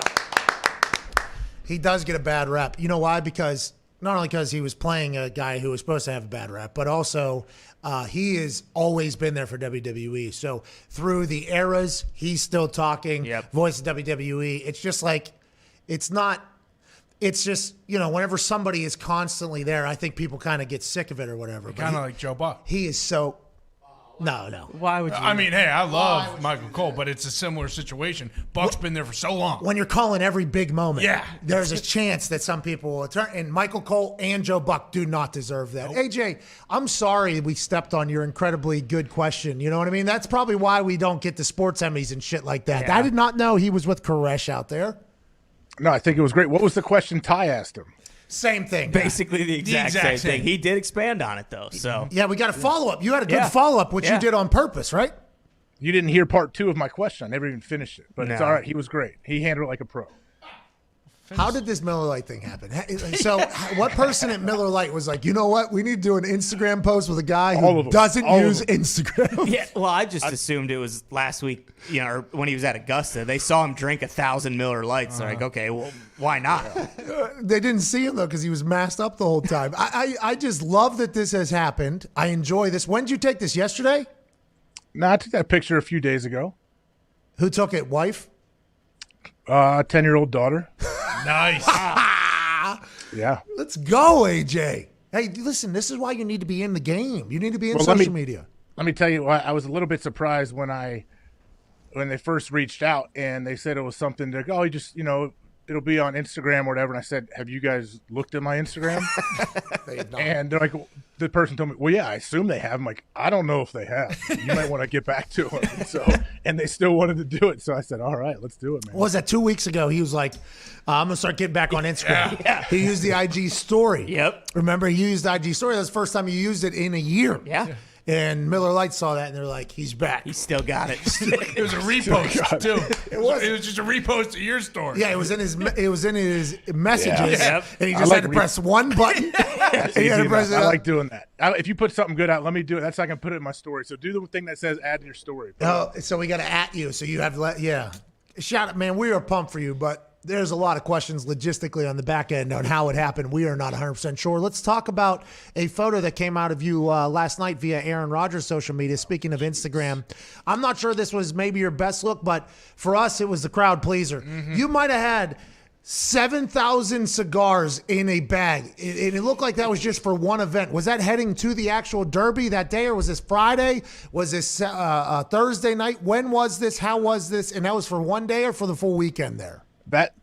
Each bag that I would take would be for each day. So I have a bag for Friday and a bag for Saturday. I don't know if that was Friday or Saturday, but that's the value I bring is cigars for the group. And, cigar guy. This is like the edibles thing going to London, where I was like, hey, here we go. I got everybody. But then everybody was like, nah, we actually brought our own because it was such a long trip. I'm like, man, I wish we would have been on a group chat. I got a lot of stuff here, but I understand so you're the cigar bringer. Hey, AJ, you got one of them cigars? Yeah. So you only get to smoke what, 50 a day or so? Yeah. Oh. No, I mean, the Derby is very conducive to smoking cigars all day long. So yeah, it does happen. Derby's coming up? Yeah, next week. Wow. Ooh. Thought this year was the year that maybe me and Ty get invited. Thought it was the chance, but. If you guys stayed up in the photo there, you're basically there. Oh, my God. Shit. You're right. That's a good idea. We'll do that during the break. We will take a photo as if we're there. We'll put on our suits and everything. I don't know if we have enough. I actually thought I forgot mine, but enjoy the hell out of that. The photos that were shared from Mr. Aaron Rodgers were unbelievable. Yeah. What a hysterical trip to Louisville you guys take. Can't wait to hear about it on the other side. We talked to T.Y. Hilton earlier today, AJ. I'm not sure if you heard it or not. He was talking about, being considered an undersized wide receiver in the NFL, talking about Devontae and Tutu. And basically he said, you just got to use your strengths. What's that? Why'd you giggle there? How'd you say it? Well, listen, around these streets around here, listen, you say strengths, okay? And I'm gonna shoot to you straight. All right, this is how it goes. But he said you need to, they'll play you to your strengths. You'll understand whenever you watch film what people don't like and what they don't like. And if you have a lot of heart and you study film a lot, this isn't a big deal at all. Because Devontae came in small. Yeah. He didn't want to weigh in at the pro day or whatever. He weighed in at Indy, came in small in a lot of standards. And Tutu, who got invited to the combine out of Louisville, who is from South Florida, so I'd assume he is also going to be very good in the NFL. He was like 149 pounds or something like that. Sounds small. And T.Y.'s like, they'll put weight on him, but also it's a new league, basically. Do you agree with that sentiment? Yeah, I mean, T.Y. has a point, and he's right. You will naturally mature into your body and gain some weight and gain some muscle. But yeah, it is. It's a different game. Like, you can hear all the old school guys talk about, especially linebackers, talk, oh man, nobody's coming across the middle if I'm there. Like, they legit wouldn't let people run crossing routes, and they could get away with just knocking their head off every time and scaring them to death. Now, receivers, slot receivers, whoever they are, they don't have that fear. You can't accost them like you used to be able to. Were you one of those guys? You were in that era. Was that like a big idea? Was that a big thing? You come before across, me. Hey, you come across the middle, you're meeting A.J. Hawk. Was your thought? Was that the type of thing at the beginning of your career? That was a real thing, though. I do remember that being talked about on a regular basis. Yeah. It was getting phased out, though, by the time I was in the league. You weren't really allowed to just take shots at guys running free through the middle. But whenever I heard that, I'm like, man, it must be awesome coverage where you just get to hang out and pick dudes off crossing the middle. Like, you can't come across the middle unless I am chasing the back out of the backfield, if I'm running the tight end vertical, or I'm just not there, like, yeah, then you can gladly run across the middle. Think about how many wide receivers were absolutely killed by their quarterback or play design. Man. Play design back in the day. If you don't get the linebacker out of there with a running back on a wheel or something like that, just sitting there waiting for somebody, and it's just what you guys are playing like whack-a-mole almost. Yeah. Is that what it used to be like at the linebacker position? Now, it's gotten soft. Yeah. You can't just take people's heads off anymore. That's how the old school people think about it. But it has opened up more points. It's good for fantasy, keeps people healthy. It's what people want to see. But defensive players have said for a long time, it seems like there's a war against defense. Now we'll see if, 10 years into this, really, I think, like 10 years into this new style of football, if that generation that has grown up with it is just used to it now, and how will the defense adjust and change and everything like that. But if a guy who's 149 pounds can make it in the NFL and not at kicker, anybody can. It's even hard at kicker to be 149 pounds because you don't got enough ass to move the ball. Like, I don't even know if you could even be. Hot Rod is probably, he's maybe the most thin kicker I've ever seen in my life. I'd assume he's more than 150 pounds. You just would have to. Ty, what do you weigh? I weigh, right now about 185. 149 pounds is so small, and T.Y.'s like, nah, he'll be all right, man. He'll probably be 150 something. It's like, that guy will run circles around me if I was on the field. He would run circles, I assume, around a lot of defense, and if that's going to be the wave of the future, good for the sport of football because more people are going to be able to get involved with it. Do you think with a guy like Atwell, like, obviously you're going to gain weight as you mature and everything, but at what point does, like, he gain the amount of weight where, like, he's not the same player that they got? Yeah, like, because you're getting that speed right there. Exactly. And I think T.Y. was saying that you got to be comfortable at your weight. There's some other things going on. The Dallas Cowboys have been releasing their pre-draft interviews with prospects and cutting them into clips.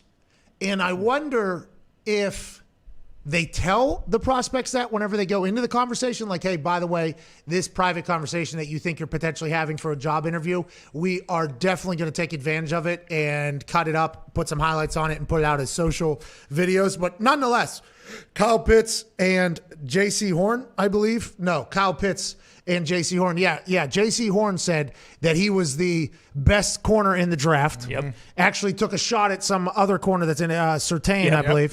He took a shot at him in the interview, which, by the way, he thinks he's potentially in a job interview talking about him maybe being the first corner overall drafted. I'm not sure that he wouldn't say that publicly. I don't know Horn well enough, but they just let that out. They're just like, yeah, here's a video, by the way, this guy in a private conversation just went. So I don't know if they let them know or if they don't. It's riveting content. It's good for the internet, but I feel like J.C. Horn could have potentially been set up here because he talked shit kind of on somebody else, and maybe a beef will be created out of nowhere and they didn't know. Or maybe this is just a new world. Is this just the new world that every time you speak into one of these Zooms or into anything, even if it's with a church, that could potentially be ripped and put out publicly, much like Ben Roethlisberger had to learn as well, AJ?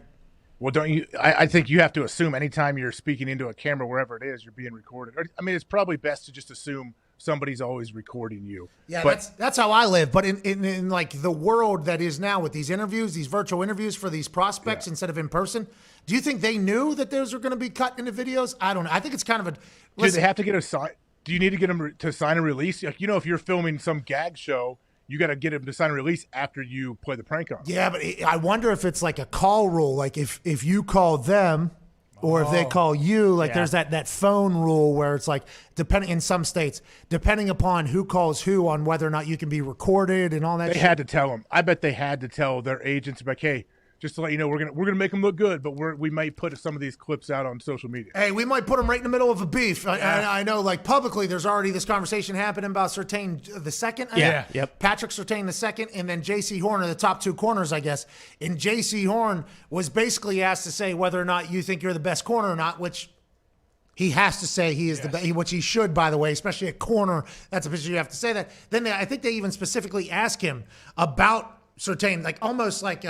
It's almost like WWE, like, hey, all right, now what are your thoughts on the other corner that we're going to take? And he like just gives like an answer like, I think, maybe film will say he takes a couple plays off or whatever, which is what he said, and I go every single play and everything like that. It's like Surtain might hear that and be like, hey, pretty fucked up, man. We kind of know each other for a long time. And then that just goes publicly. This is just like when Devontae was asked, Mac Jones or Tua, and then that was leaked immediately and spread it publicly. It's like, are any of these things sacred? Because you're trying to get the raw person, and they're probably trying to give as good of an interview as possible without every single word being a canned answer, and then all of a sudden it's kind of being taken advantage of. I don't know if I love it, AJ. I don't know if I love it at all, actually. I don't love it, and I think if you're going to continue to do this, and if other teams continue to do this, you're going to get horrible answers in these interviews with players, because players will absolutely shut down. I know I would. I would give you the straight cliche garbage if I knew you were going to cut this up and it could possibly make me look bad before the draft. Yeah, and I don't think it makes J.C. Horn look bad, but it potentially puts him into a position with Surtain, who I assume has been put in the same exact position in his interviews. But it's just like, Kyle Pitts, they cut Kyle Pitts.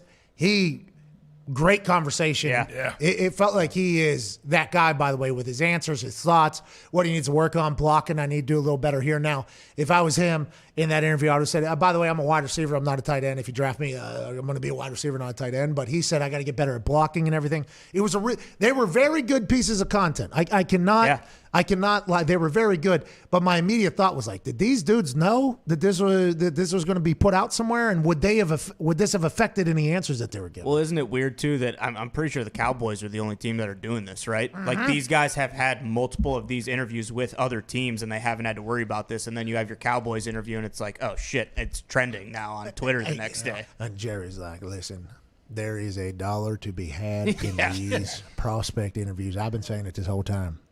Now that we're actually doing it virtually, we can easily record this. I've been trying to get a camera in these rooms for a long time. Listen, now go ahead and put that out on the tweeter. Go tweet this out. Put a little highlight on there. Okay, put it on the Instagram too. AJ Hawk will go right after AJ Hawk. Little light thing. Let's go ahead and mix that up. But it's very smart, very good content. Yeah.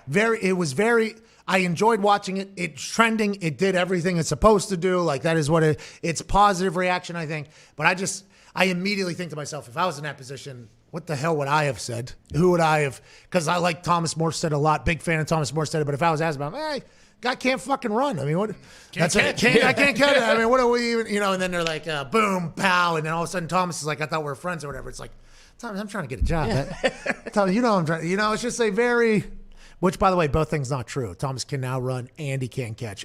He's always been able to run. Now he can catch very well. Freak athlete, going to have a job somewhere. But if I was asked and he was in my draft class, you're going to have to try to put yourself over, I guess. And I guess if you want a competitive person at corner, which I would assume you would, they're probably going to talk a little bit of shit about the person. But if you want like he's a hard worker, I think he's going to be good. Like, do you even want that person? So is there any winning in that situation for JC? That's my first thoughts there. Now, I assume he knew it was going to go out. Maybe I'm not 100% sure, but I can't help but think about that. His biggest win, J.C. Horn, was Pitts saying that, hey, the best guy that's guarded me all year was J.C. Horn, if there was anybody, at the top of his list. Yeah, he said every single basically kind of echoed what J.C. Horn actually said was every single play. We were talking trash to each other. We were going hard.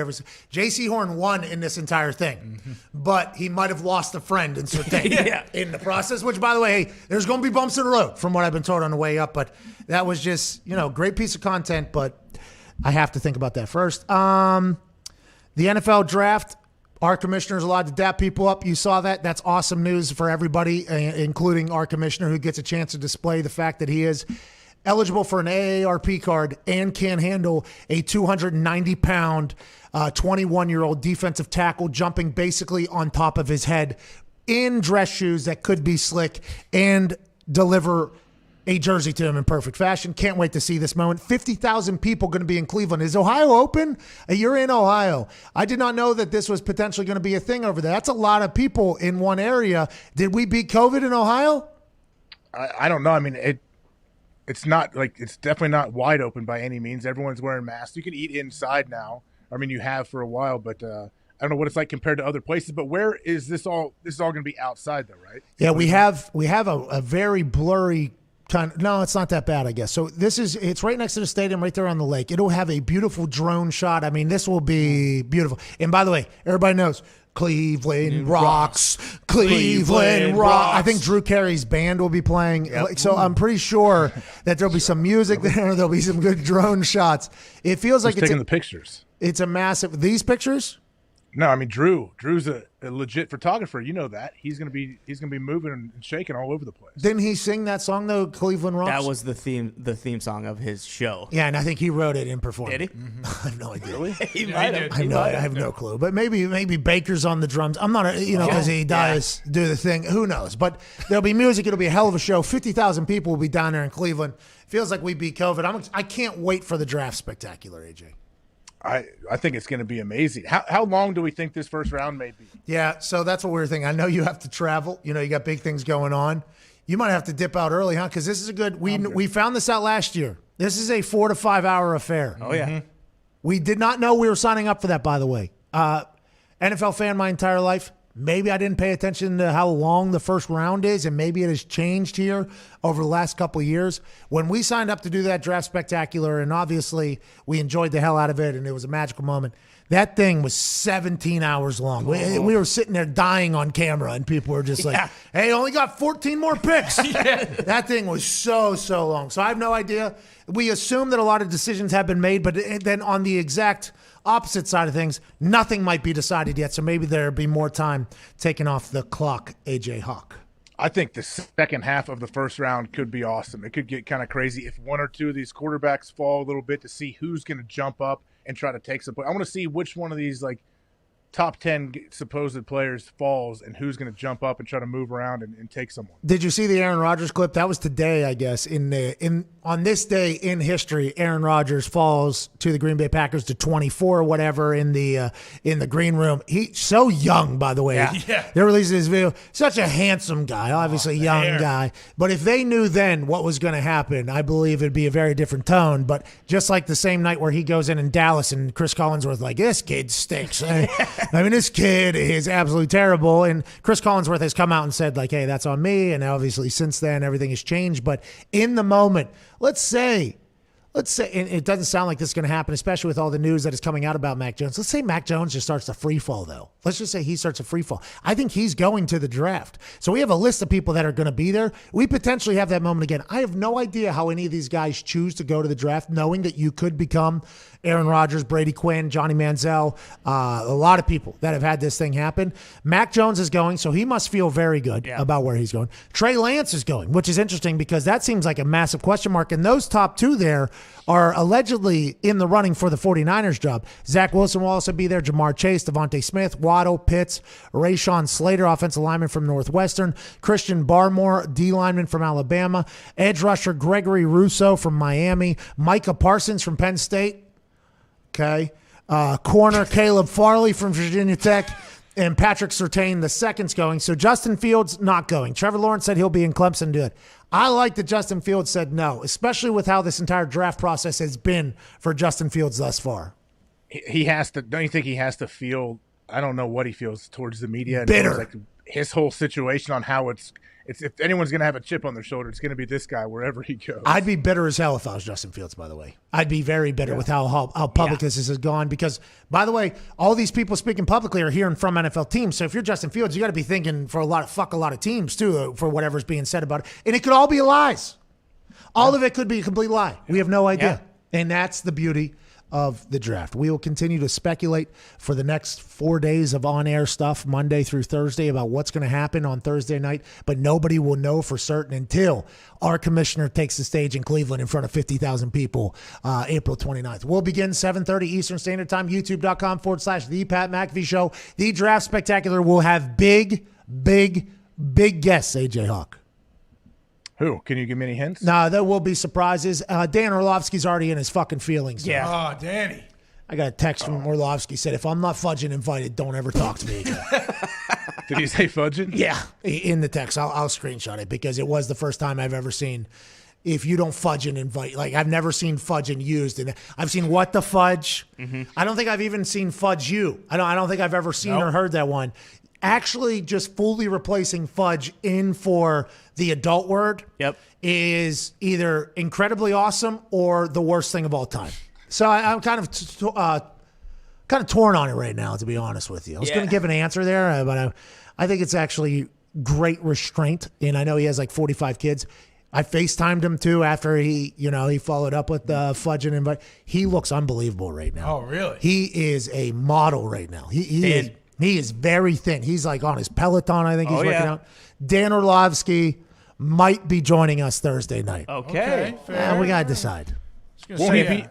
I thought he'll be on some like draft coverage. I figured ESPN would be using him. I did hear he is going to be in Cleveland. Oh, so maybe we should. That helps him. I don't know. Still, I'm a little wishy-washy on the band thing still. Yeah. You know what I mean? I had Ariel on, had Dan on, but then immediately. When did you have Ariel on? 2 Fridays ago, I think. He missed you. Sounds about right. You weren't on. I know. I was going to say, I didn't realize he came back. Big week for him. Big weekend for him. Are you happy that he came back or not happy? Yeah, I'm a fan of Ariel. You know that.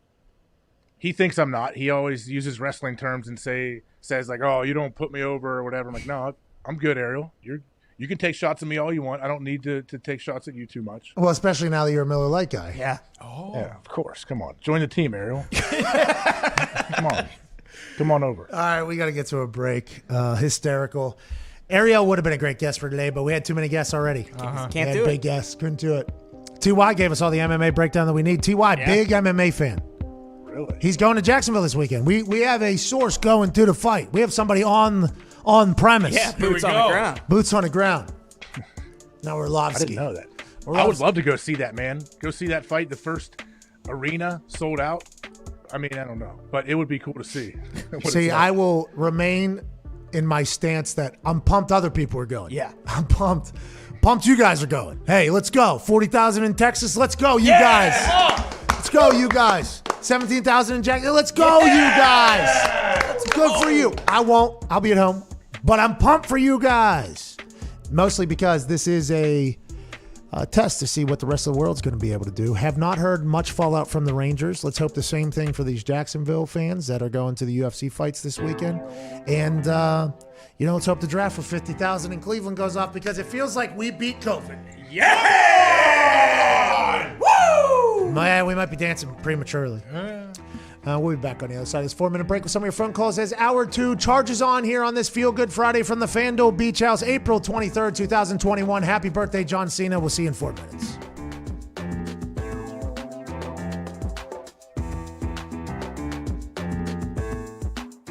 We are moments before going out onto the field and kicking some field goals to raise a crap ton of money for the kids. And I'm about to become an old man. Said I do this, then I do this, then I do this. Oh, Kazi. Oh my God. You want a little bit of that grandpa. Hey, you see, you go, and then I'm just so excited we can raise some money because that's what we're here for. What's going on? Hey, hey, hey. It is hard to see down.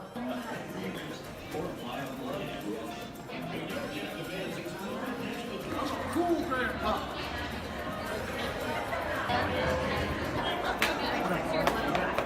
There's no way I lived this long in real life.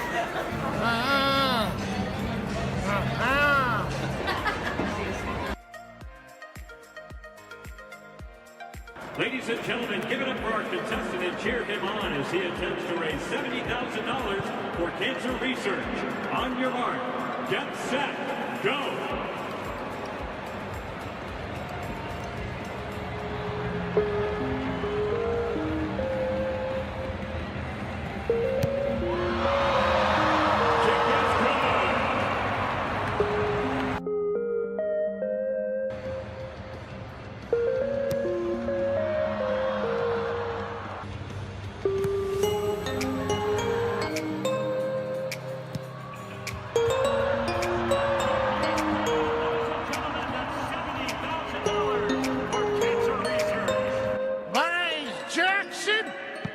I've been a fan of the Colts since the Mayflower came from Baltimore.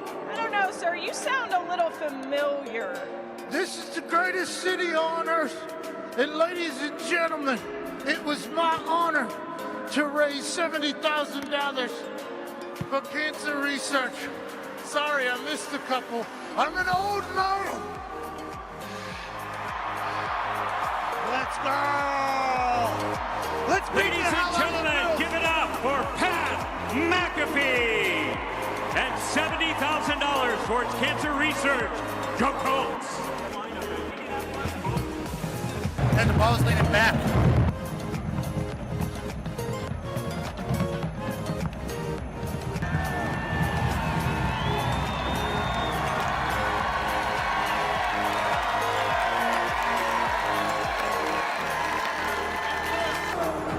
Couldn't see. It's a lot more difficult seeing. Hi! Old man's got a hammer.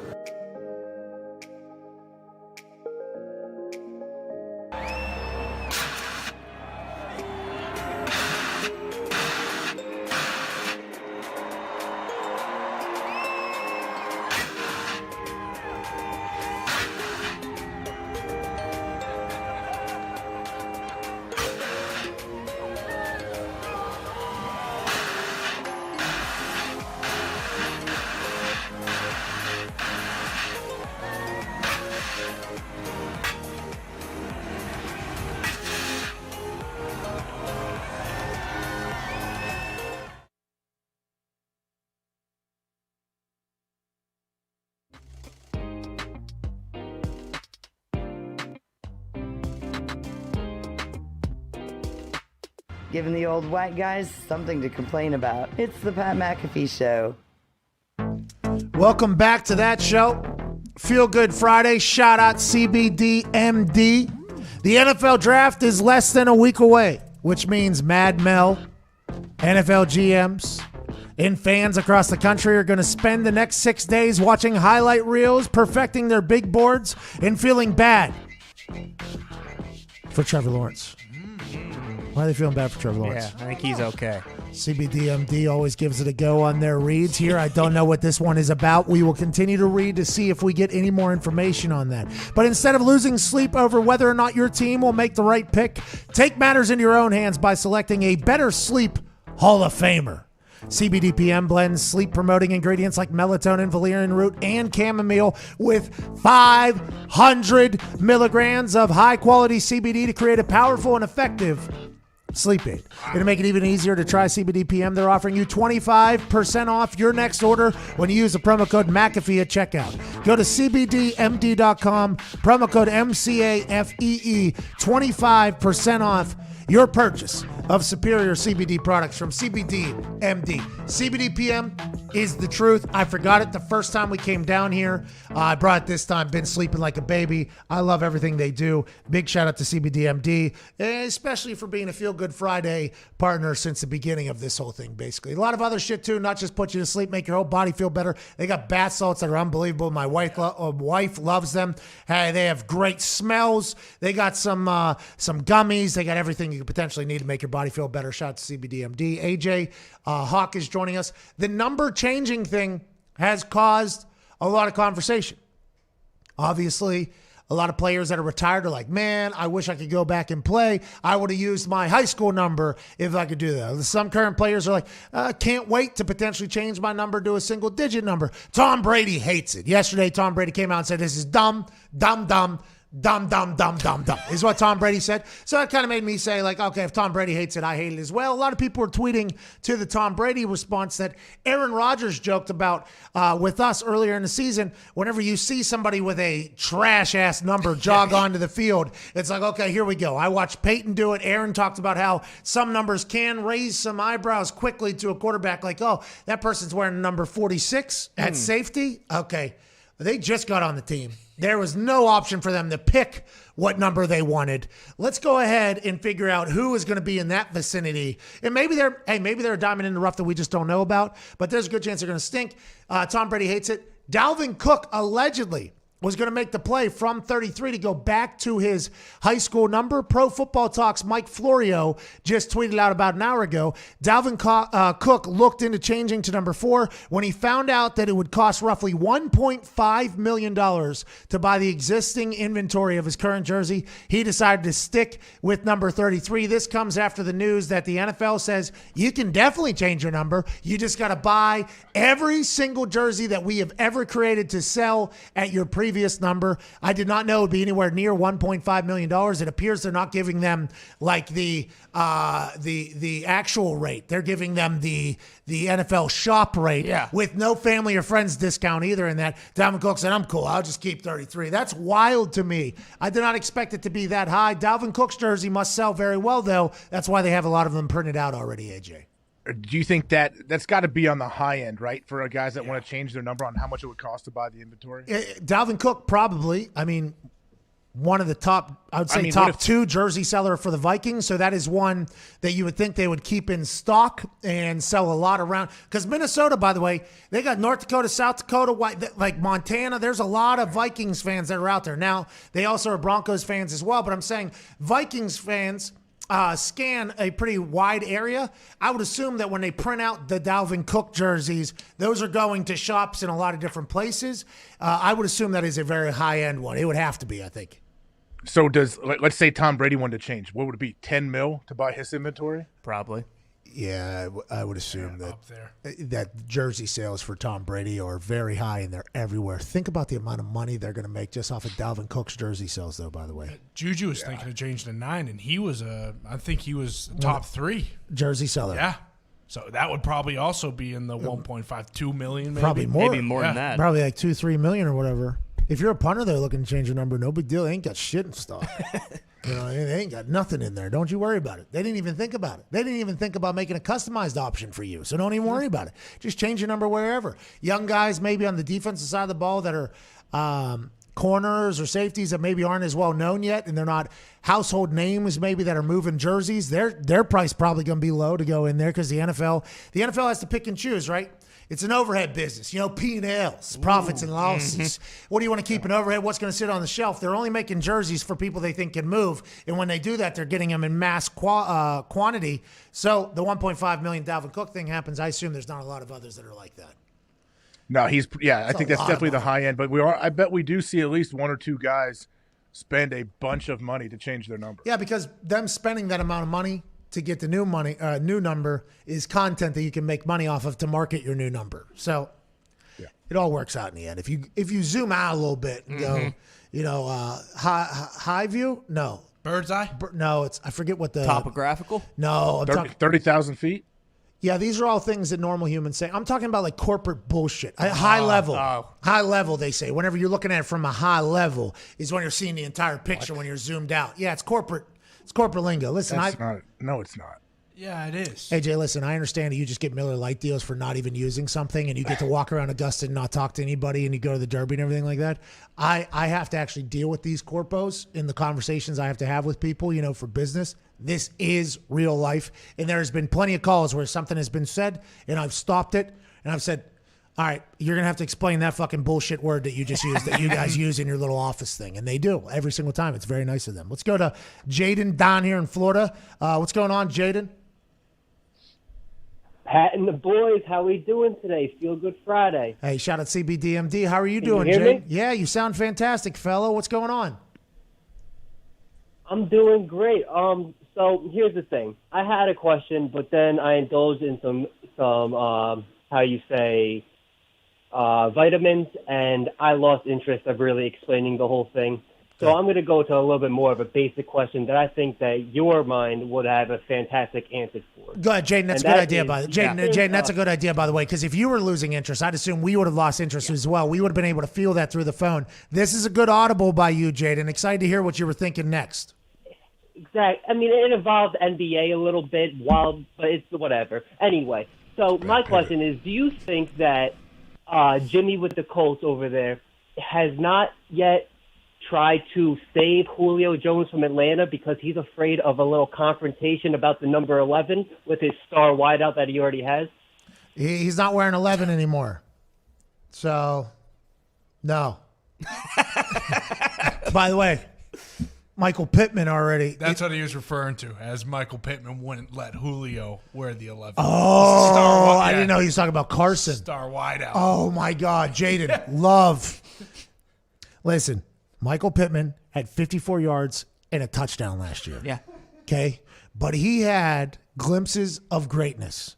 And when Carson Wentz came and gave a call and asked about the number 11, he said, to his words, fuck you, Carson Wentz. Yeah. This is my number, is what he said. Now, you're the quarterback. Your happiness is going to probably decide my happiness in this event. Sure. Oh, yeah. You've been around the NFL a long time, longer than I have. I'm just a rookie. Didn't really play much. But this is my fucking number, pal. It's my city. I earned this. I'm 11. That's what Michael Pittman Jr. said to Carson. I'm excited to see how that plays out. Michael Pittman, though, people are saying could be very, very good. Yeah. 53 yards and a tud last year. I hope so. I hope we get a chance to see that. But Julio Jones would have been fantastic as a Colt. I don't know what they're doing down there in Atlanta. Arthur Smith's like, we're not letting that fucking get the fuck. New coach, new GM. I don't care. Same Julio. We're going to work this thing out. AJ, as we close hour 2 here, what do you think we should hit in hour 3 that we did not hit here in hour 2? I don't know, but we need to find the whole story from Pittman. What if like a dying family member asked him like, "Hey, this is my dying wish. I want you to wear 11." Like, Yeah. Then would your tune change? Well, the family member should know that happy quarterback, happy wide receiver. So we're living out a dream. We're going to make a lot of money with a new number. Cheers. Hour 2 is wrapping up. We'll see you in 6 minutes.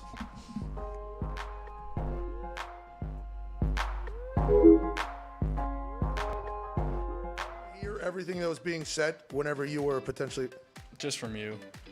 Oh, so you did hear it. Okay. Yeah. Okay. So Hey. let's address Hey, it. hold on. All right. You can be a hater. No! And No. you can change. Carson. You can change. We can change. No, at the moment I was at, okay, Carson.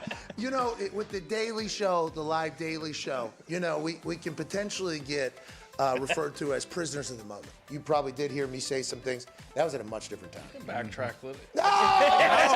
No, It's cool. We're here face to face. You can change. People change, all right? By the way, you are much bigger than I thought you were. Oh, yeah. When Jalen gets drafted there, was that the beginning of it all? Was there a miscommunication? What happened between you and Doug? Because they were saying it was fractured beyond repair. Yeah. What happened there? Is all of that accurate? Is that all kind of getting blown out of proportion? Yeah. And where did it start? For one, I don't like to ever come out and say reporters aren't telling the truth because I don't. But Orlovsky does it. I'm not.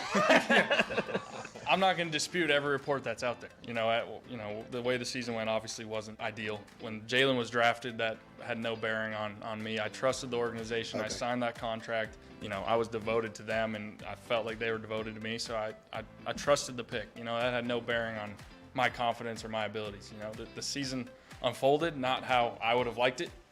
Personally, I could have played better. We lost a lot of games at the end and just didn't fall into place the way we wanted. But there's a lot to learn from it, you know, as a man, as a player, and all those things. And, you know, I have still a lot of respect for Coach Peterson, and I think without a doubt those reports are very exaggerated. Like I said, I don't hear a lot of them. They come to my attention from my agents or different things. Yeah. But I have a lot of respect for him, and it was unfortunate for everybody and how the whole thing kind of just went down. There was a couple still shots that made its way around where you and Doug Peterson appeared to be giving each other a nasty look. I saw those. It's not true. Not true at all. Oh, you were not saying, I wish you died. With your I don't even think I was looking at him in those shots.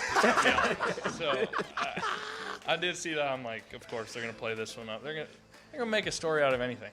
That's how it is. So, but yeah, that's not true at all. Okay, so I'm happy to hear you weren't giving Doug Peterson death looks. Like, you never thought, like, oh, football isn't for me. Like, there was never a thought where I don't like football anymore. I don't want to be in this bullshit league anymore with this business. There was never a thought like that? No, I mean, don't get me wrong. The way the season went, I mean, it was frustrating. And People so have those that's why I stepped away, and it almost rejuvenated me. You know, it's almost like last year pissed me off so much. I want to come back in a different way and do everything I can. I am thrilled to be here and to have this new start, new opportunity. And the community seems amazing. The fan base seems amazing.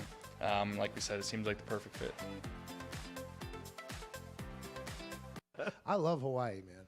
Every time I go there. Now, granted, you make a Pro Bowl, you think you're going to Hawaii. Instead, we went to the desert in Arizona. And then the next time I made a Pro Bowl, it was in Orlando. I was like, I'm out. I mean, come on. Were you the first group that they stopped doing Hawaii? Yeah, I think it was like first or second group, of course. Of course.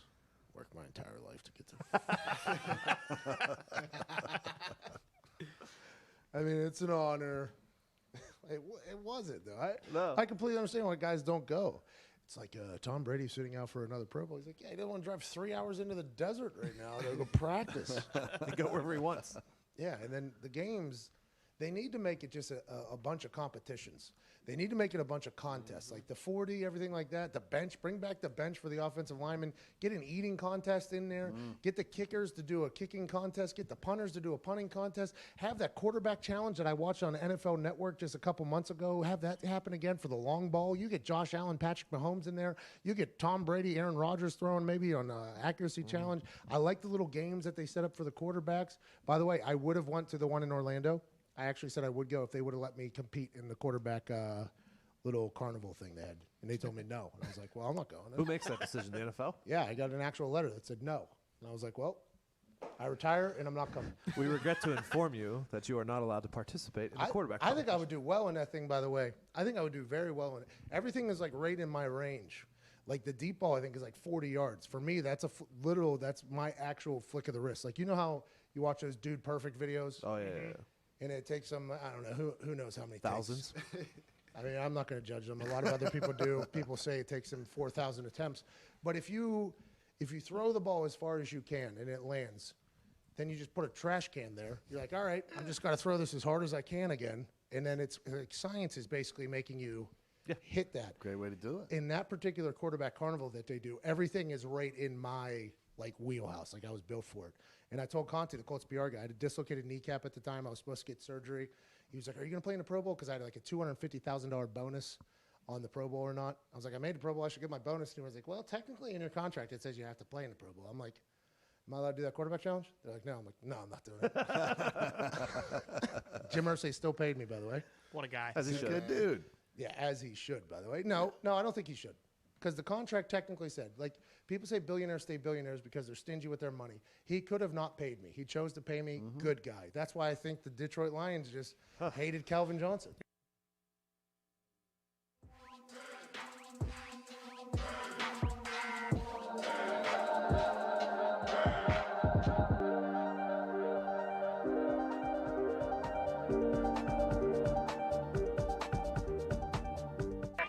The Pat McAfee Show. There'll be no rules for our guests, for us, for the things we can talk about.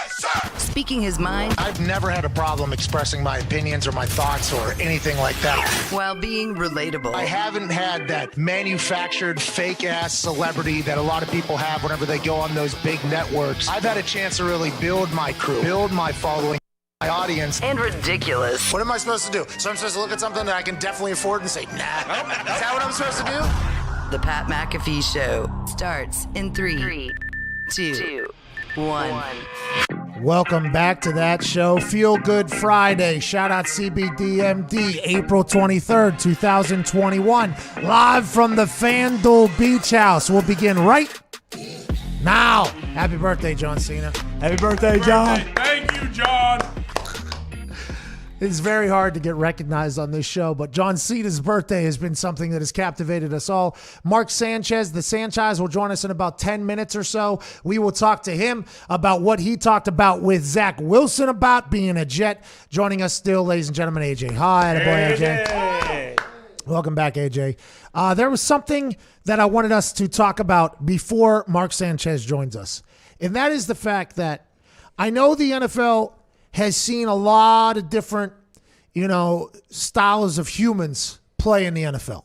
Okay, there's been fat people, there's been super skinny people, there's been very fast people, there's been very slow people, there's people that can throw balls far, there's people that can't throw at all, there's people that can catch balls, there's people that can't catch at all. The sport is so widely accepted to any type of human to be able to play it. So much so that an actual blind quarterback led the NFL in passing just 2 years ago. Jameis Winston, pre-LASIK for the Tampa Bay Buccaneers, led the NFL in passing. Now, he also threw the most amount of interceptions, but he couldn't see a damn thing. And he was able to be that proficient, that damn good. He took a trip back to the pre-LASIK times just yesterday on the internet.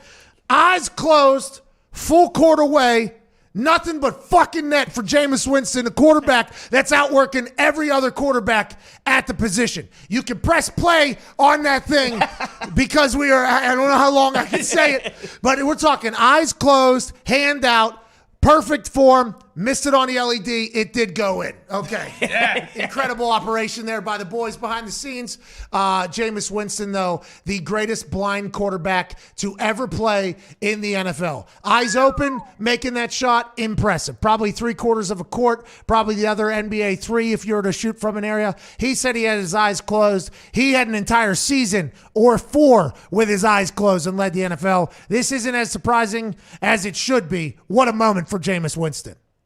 I mean, yeah, truly, what a moment. How do we take this skill to the field to where it shows like what he has some production because of this? Like, how do you think this will separate him from the rest of the pack? So now kids who potentially have poor vision know that their dream job of being a quarterback can come true.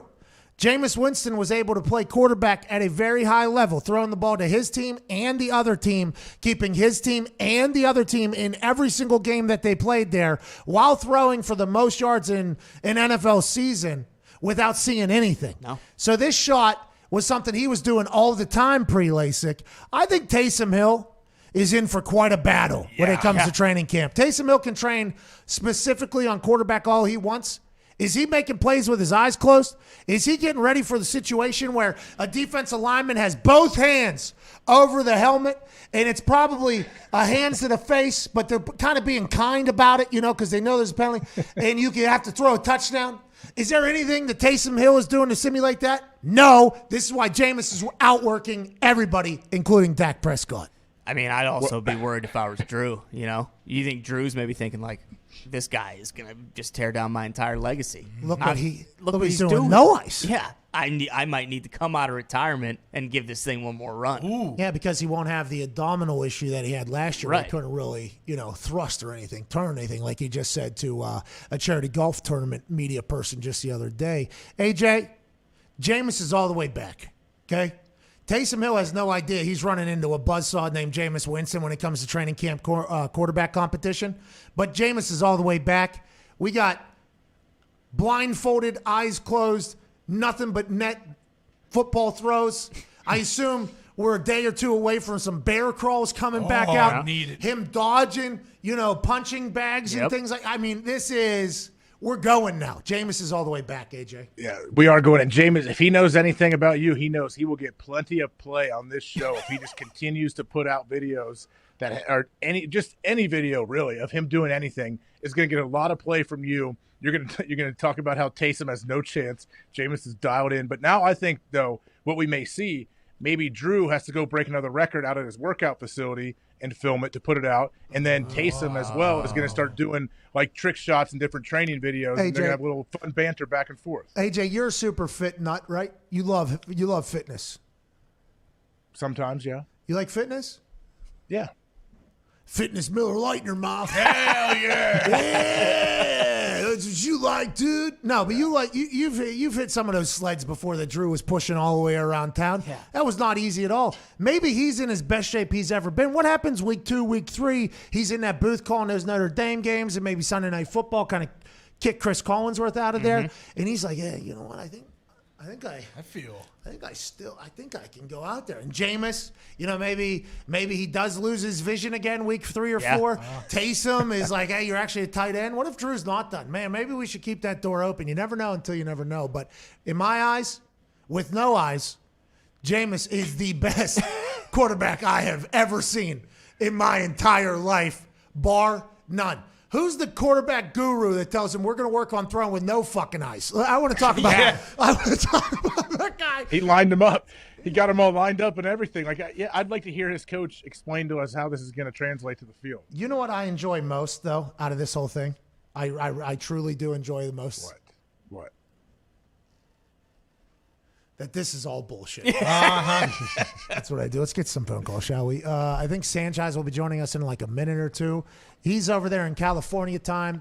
Him trying to do the math of what time it is his time versus our time was fantastic to watch live on the FaceTime. He just got done with a workout, by the way. Sanchez might be coming back. Maybe Zach called him and said, hey, you want to be my backup over here? Would love to have you. Let's go to Jonah in Youngstown, strictly because I've never talked to a Jonah before. I've only read the name. What's going on, Jonah? Fat boys, how we doing on the Feel Good Friday? Hey, not too shabby. How are you, Jonah? Doing good, man. Hey, so this could be bullshit, could not be, but I have a source that Aaron Rodgers is going to the Niners in the near future. Oh, I saw that on the internet. I did see that on the internet the other day that the 49ers went all the way up to 3 so that they could potentially have something that's appetizing enough to potentially get Aaron Rodgers. Now, trading away future first-round draft picks to get up there, giving you no ammo to potentially trade those to get Aaron Rodgers, maybe a bad decision, but I saw this floating around the internet yesterday, AJ Hawk. Yeah, no chance. Not going to happen. Yep. Well, I'm happy we both agree with that because you and I don't agree on much anymore, especially with your thoughts on Stooge Adam Cole. Oh, yeah, that guy's good. I like that guy. We pointed out to you yesterday that you were a hypocrite with what you were saying, that the guy is a bad guy. He tried to kill Ty Schmidt right in front of our eyes. You like Ty, we thought, and you love this guy. So you have not changed your thought at all on this dude? I have not, but you know what, Pat? I don't know where your audio is routed, but Sanchez is definitely on the line. I can hear him. I don't know if you can hear him or not. I think he's ready. Well, listen, I would want to pivot away from you being a stooge as well and a sellout in this entire thing. Joining us now, ladies and gentlemen, the last successful quarterback for the New York Jets, a man that was an absolute stud at USC, handsome, mass singer, karaoke, and son of a bitch. Ladies and gentlemen, Mark Sanchez. What's going on, dude? How are you, dude? Mom, how'd you like that intro? Uh, She didn't love that last part. Oh, handsome's. Oh, because she's. I don't mean her. Yeah. Listen, I don't mean her. I'm talking. I thought AJ was in the doghouse. You're in the doghouse. No, not good. Can't have that with your mom. Tell mom I Just apologize. kidding. Hey, I'm joking. She can't hear me. I got earpods. Oh, very nice. Well, tell your mother I said hello. Now, listen, that could also have been a rude thing there too, depending upon how you took that. The Sanchez, you and your kid are awesome to watch on the internet, man. I absolutely love Appreciate it. it. So before we get to anything, I want to tell you, you're up for Dad of the Year, I do believe, at this particular time. There's some stiff competition out there, so I'm doing my best, but we'll see. We'll see how it shakes out. Hey, he's going to be a freak athlete, huh? Looks like. I hope so. I'd love to see him play some ball, but you know what he loves? He loves music. He loves drums. He loves guitar. He loves piano. So that's pretty cool too. Yeah, that's awesome. And also he doesn't have to potentially just get absolutely killed if he's playing the sport of football, which Dad had to do a few times. Mark, it has come out now publicly. We have found out, because you would have never told us, it did sound like in the FaceTime when we were talking to you, that Zach Wilson reached out to you and a couple of other former Jets quarterbacks about what it's like to be a Jet. How did that conversation go? Had you had any previous knowledge of him in these quarterback groups that you guys all hang out in? And what was your impression of Zach Wilson via that call? Sure. So I did good investigative reporting, I guess. The internet told but he trains at 3D QB with John Beck. I know a lot of guys that have gone through there. I've worked out there from time to time. And so that's, right up the street. Through John Beck, we were trying to get this interview done to basically sit down and break down some tape like I did with Mac Jones, Steve Sarkisian, and then Justin Fields and Ryan Day. Let's go. And I was going to pair Zach Wilson with Steve Young. And so we were going over all that kind of stuff, the logistics of how to get that done. And in that process, we started talking about New York, which we naturally have a connection, of course, if he's going to be drafted there, which all signs point to that happening. So I think one of the most important things that I told him is when you give somebody advice, like when I was preparing to leave USC or stay at USC, the best, you get a lot of people saying like stay or go. That kind of advice kind of sucks, right? Like those kind of people, not that they mean poorly, but it just, it's kind of an easy way to do it. I think the best way to give advice is to explain your situation, your experience, and then, weigh your options. But ultimately, you got to let that person be their own person and make their own decision. And Peyton Manning was a huge influence on me when I was thinking about leaving and staying. And he was more in the camp of staying. Carson Palmer, Matt Leinart, I reached out to all those guys and was like, all right, what's the deal? What should I do? And that's where I kind of got this idea of if you're going to give advice, nobody said do this or do that. They had their certain opinions on it, but they were never going to say like do it or don't. So my thing to Zach was like, when you get into this market, most importantly, like it's not about do GQ or don't do GQ your rookie season, right? It's understand who you are, who you want to portray yourself to be, and understand what comes with all these decisions you're going to make in the media space, right? Because it's an unforgiving media. It is a difficult market. Can be a great market, but you just have to understand in some ways you're playing with fire, right? Fire can heat up your house, cook up your food. It can also burn down your house. Burn it right? down. So you just have to be careful of what you say or don't say. And then at the end of the day, you got to understand that no matter what you do, whether it's GQ, whether it's Home and Gardening magazine, right? Either way, you're going to get criticized from people who disagree with what you did. If you're Home and Gardening, well, he's too buttoned up for me. I want somebody more Johnny Manziel, Baker Mayfield. That's too clean cut for me. If you do GQ, like, oh, well, that's too racy. I want someone clean shaven and suit and tie all the time, looks the part all the time. So whatever it is, you're gonna get it from both angles, no matter what, and it's gonna be either positive or negative. Understand who you are, and then the other thing I said was you just got to keep football the main thing. I had plenty of outside opportunities, whether it was Broadway, whether it was this GQ thing, anything like that, all the endorsement stuff. But the guys saw me in the building and knew that wasn't the only part of me.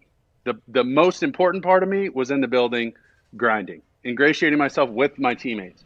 Coming up with activity stuff for us to do, sending the O-linemen's wives flowers for Mother's Day my rookie year, just to try and get those guys together and do something nice. Taking guys to Broadway shows. When I got invited to a movie premiere, just like Zach Wilson's going to, I said I can only go if I have like 6 extra tickets, and if I can't get those tickets, I'm out because I'm taking guys on the team. Because they won't get the invite. Those guys don't get, your left guard and left tackle don't get the invite, but the quarterback does. So I just gave him advice like that. Like, that's what I would suggest you do. I'm not telling you do it or don't do it. It's up to you. Understand who you are when it comes to media and go ball, dude. Just make football the most important thing and you'll be great. Mark, where did you learn or where did you come up with the idea of doing all that? I think that goes kind of above and beyond what a lot of quarterbacks do, especially rookie quarterbacks. Did somebody teach you that stuff? And a follow up real quick. Was anybody pissed about the flowers to the wives, or was no, thank you, so you're a hero? that gave us a free hall pass one night to take the boys out and go have a good time. You know what I mean? They're like, oh, this is a nice guy. Like, what a sweetheart. I trust my husband with him. Chess, not checkers. Smart, Sanchez. No, you know what? Coach Carroll taught me a lot of that. My dad, you gotta learn how to communicate with people, especially in a leadership position. And everybody's coming from different circumstances, different walks of life, and you got to build a bridge and communicate with them and gain their trust to an extent where when you're in the thick of it, when it's 3rd and 8 and it's the 4th quarter and this play is going to keep our drive alive or not to get us a field goal to win this game or put it into overtime, whatever it is, you got to have a relationship built up that's strong, that has a good foundation, so you can jump on those guys. You could push those guys. You can, jump on Nick Mangold, who's the all-pro, grades out in the 90s every game, but you jump on him at practice and you have an agreement with Nick Mangold, so everybody else knows, hey, if he can yell at Nick Mangold and Nick's pretty damn near perfect, then I better get right. Yeah. I better execute properly. And so those are things that my dad, he was a fire captain for a long time, and he said the most important thing I need from these guys is communication and their trust. Because when we get into that building and it's on fire and you're saving lives and you're trying to figure stuff out, there's no like emotional, like, oh, he doesn't like me, or, oh, he got mad at me, or, oh, he gave me a look. Like, there's no time for that. There's zero time for that. And right now we have a shared struggle. We're trying to accomplish a goal. We got to be rock solid. And so a lot of that was building that trust with those players. So they knew when it's tough, when essentially the figurative bullets are flying and it's time to go, and tensions get hot, people get hot. If we get mad at each other, we jump on each other, whatever, somebody yells at me, I know it's not personal. I love that dude. I'll do anything for that guy, and I screwed up. Or he'll do anything for me, but he screwed up. We got to be accountable. And that's essentially what Zach's going to have to do. And then on the other side, you got to understand, the Jets picked me 5th overall. but they were 9-7 the year before. They had made the playoffs with Chad Pennington a couple years before that with Mangini. They were like 10-6. So they had built this thing and had a great veteran team that I stepped into. Okay, they traded up to get to 5. They weren't the 5th worst team in the NFL. The Jets right now are the 2nd worst team in the NFL by far. Now they have a ton of draft capital, but understand that takes years to develop. Let's just say in a perfect world, in a vacuum, they hit on every draft pick this year, which is almost impossible, right? Let's just say they did, and all of them are all pros, and they're the best players at their position in the next 5-6 years. It's still going to take time for those guys to mature together. It's like the Little League ball club that starts when they're 6, 7, 8 years old, and then they finally get to high school, and now they're turning double plays, flipping the ball between their legs, and coming up with their own signs and all that kind of stuff. It's going to take time. So the most important thing for them as an organization and for Zach personally is to understand, like, manage your expectations. You're going to have to grow up with these guys and mature with these guys, and it takes time. Let that thing stay in the oven. Let it cook a little bit. You know, my dad he said, hold your horses, you know, just relax. Yeah. Let it play out. And that's in that market. That's tough now. That's very tough. I don't envy Joe Douglas. I think he's awesome. I think he'll nail it. But they're going to stink, though. Spot, hey, there's a chance you're going to stink. And I think that's the biggest thing in the quarterback position. And Zach Wilson, obviously, I don't think any of us knew he existed before last year, and his swag was awesome. And I think I think he's very mature, I think is what everybody's saying about him. And he's got moxie, which you're going to have, especially as a quarterback. I'm kind of, by the way, a lot of these quarterbacks are coming out and talking. They got no moxie. It seems like they're just very dry. Like, I would like my quarterback to potentially have a little bit of something because of everything you're saying about a leadership position, and also having the guys be like, hey, this is our guy. Might be a different world, not 100% sure. But Zach Wilson, his success and almost all quarterback success not only depend upon them like lifting the team, but the team not sucking. Now, Andrew Luck came in and our team was not great and he won us a lot of games or whatever, but there was a lot of vets on that team still that like helped him out and made some plays for him and everything like that. It is not an envious position. I'm not envious of any quarterback that has to go to a shitty franchise and turn that thing around. And also, by the way, you're being tasked with that by the fans, and the hype is there. Zach Wilson's got a lot to live up to. I think it's smart he called you and others. Was it a FaceTime or was it just a conversation on the phone? And did it look like that? Is that exactly? Shout out Dirty, by the way. Gertie's killing it here on this show. Is that what it looked like there? Would you guys FaceTime or was it just a phone call? No, we were just talking on the phone. Old school, dial, Can't do that. Numbers. Can't do it. You got to FaceTime. You got to FaceTime. You got to see what they're saying. You got to see how they're saying it and if they're taking it how they should be. Get with the time, Sanchez. What do you have, Ty? Sanchez, in terms of the market, and like Pat said, with like Zach Wilson, or kind of coming out of nowhere, like obviously there are going to be growing pains, but with you being at USC, I feel like you were a superstar your last year anyway, and you had those growing pains. Like, do you think there's any concerns considering he's coming from like Utah and everything like that, and it could just be too much? That's for everybody, because you can argue that other side for somebody like Trevor or Mac Jones being like, well, he's had the best of the best always. So what if he's on a team without, advantage them? Like every game they play, it's advantage their team versus the other team because they're just better, right? So, I mean, there's something to be said for that. It's not nothing. It is something. But from a playing standpoint, there is going to be a learning curve. But he's also never played with potential superstars like that. Like he's not with a bunch of all pros right now at BYU either. So that's only going to elevate his play. But I think the most important thing when you talk about these quarterbacks, it's the toughest position in sports. It's so hard to evaluate these guys based on film and their college experience because everybody's different. But I sat down with Steve Young. We broke down some tape on Zach Wilson, and he said the most important thing is you can't coddle these quarterbacks, okay? And there's a fine line between coddling them but focusing on them and decisions being made in the organization for that position and for that specific player.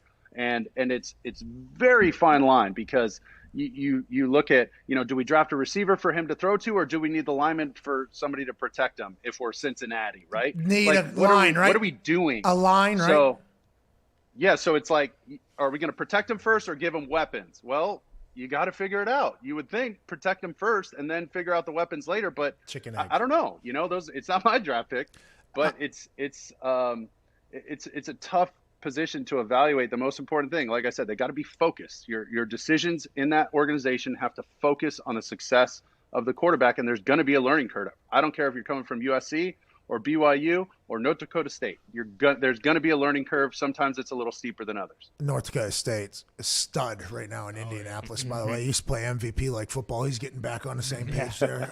Connor, go ahead. Yeah, Mark, because it seems to be locked in that Zach Wilson will be the number 2 pick, has the Jets, reached out and given him the playbook so they can do the whole, song and dance that the Jags and Trevor Lawrence are doing? I have no idea. I can't say. What type of interviewer are you? I actually have no idea. What type of interviewer? Hold on. So I wouldn't be surprised. I mean, if somebody said yes or no, I'm kind of not surprised either way. I would assume yes, but that is a complete assumption based on zero information or fact. When can we see has this already been released? Zach Wilson sitting down with Steve Young, and then I think you said Sarkisian and Mac Jones sit down, and then who else do you have? This is unbelievable. How have we not seen this yet? Justin Fields and Ryan Day. We'll get it to you by next week. We'll have it ready to roll for draft week. But it's who made it? Who made it? Me, Goat Farm, Malka. Let's go! Sunshine! Congrats, tell Mama great. We said it's awesome. It's really cool. It's fun to watch. It's fun to speak the language with the guys and sit down. It's very disarming to be like, hey, let's watch some tape. I love what you do here. You show them some good plays and.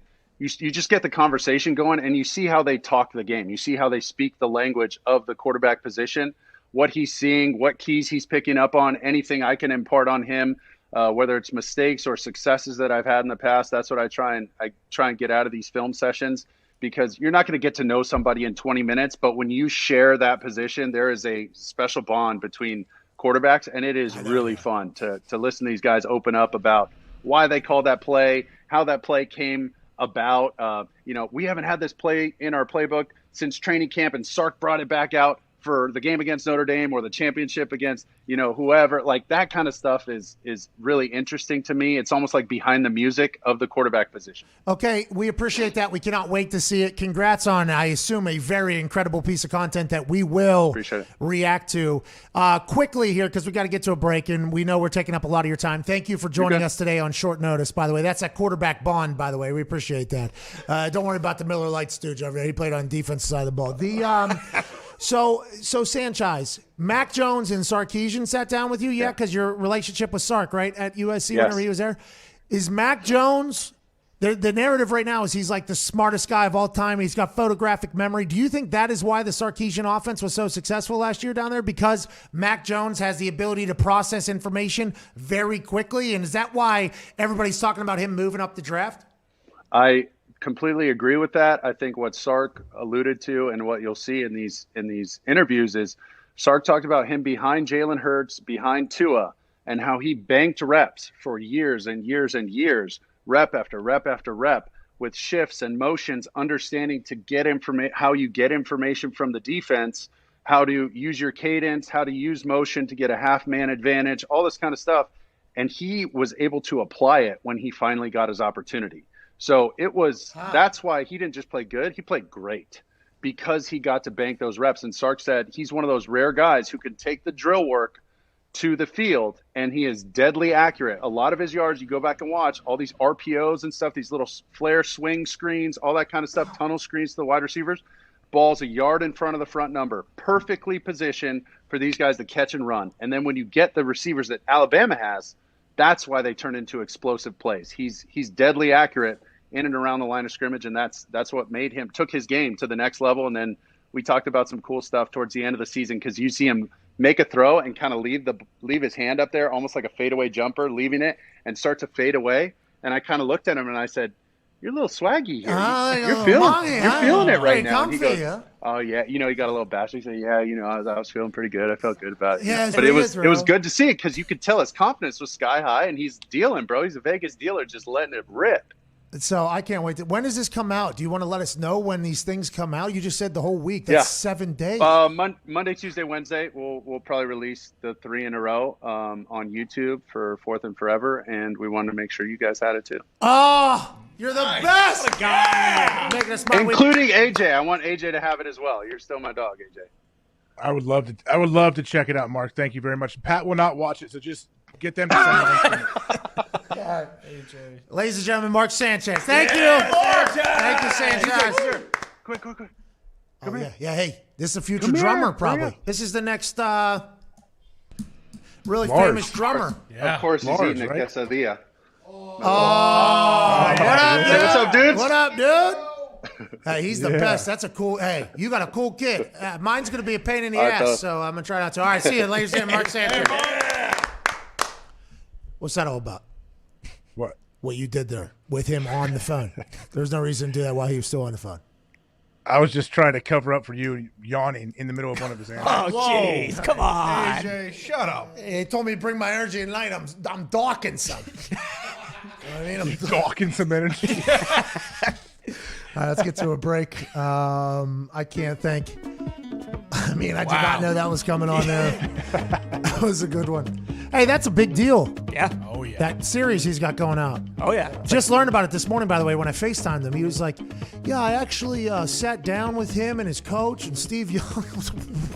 Are we going to see this?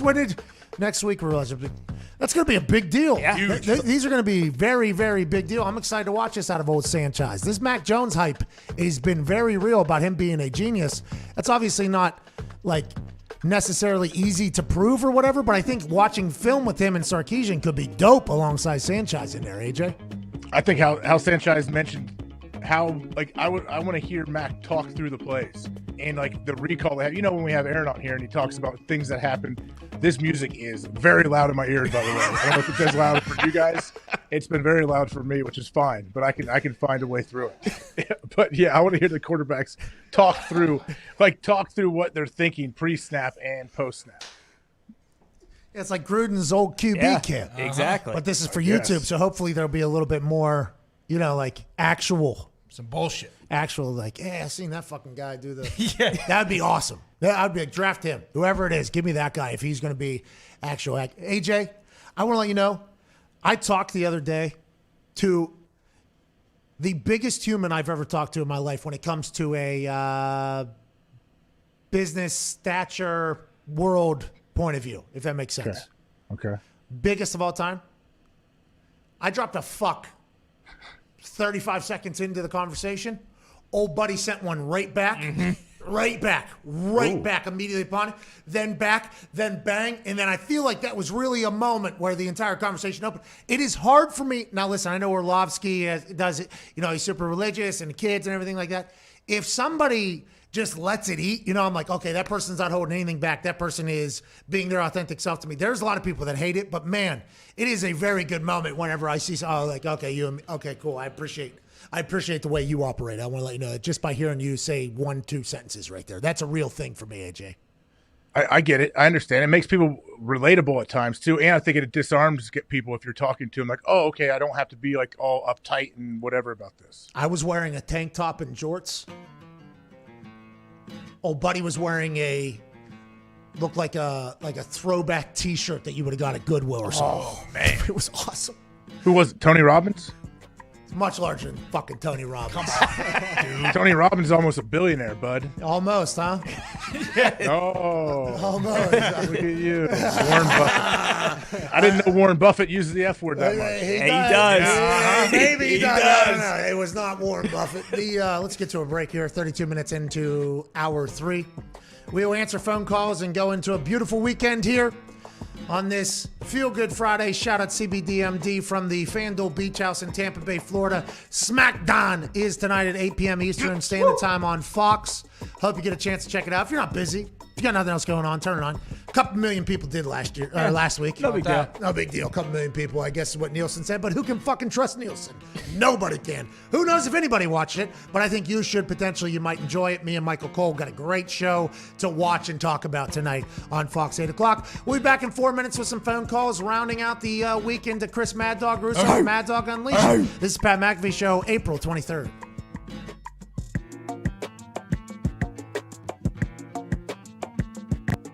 Let me tell you a little story about these statistics. Troy Polamalu, okay? Fucking Troy Polamalu. So we had a fake for the Pittsburgh Steelers that was a 100%er. We didn't even have a cancel the goddamn play because it was a 100%er. If we ever end up in this situation, inside the 7-yard line on the left hash, it is a 100%er that the C gap will be wide open and we will just part the C to the left. It'll be a touchdown. 100%er. We're playing in Pittsburgh, the city I grew up in. I grew up in Pittsburgh. I won the punt, pass, and kick national championship, AJ. National championship, AJ. Congrats. AJ, did you ever win the national championship punt, pass, and kick? I think I got 3rd or 4th out of 4 at the Nationals. I'm proud of you, man. Anyways, so we're there in that stadium, okay? A lot of McAfee's in there. A lot of McAfee's in Pittsburgh. I'm going to score my first fucking touchdown, night game, Sunday Night Football, I believe it was, right here, touchdown. We get into that situation, and I'm like, holy fuck, this is really going to happen. We're like on the 6 on the left hash.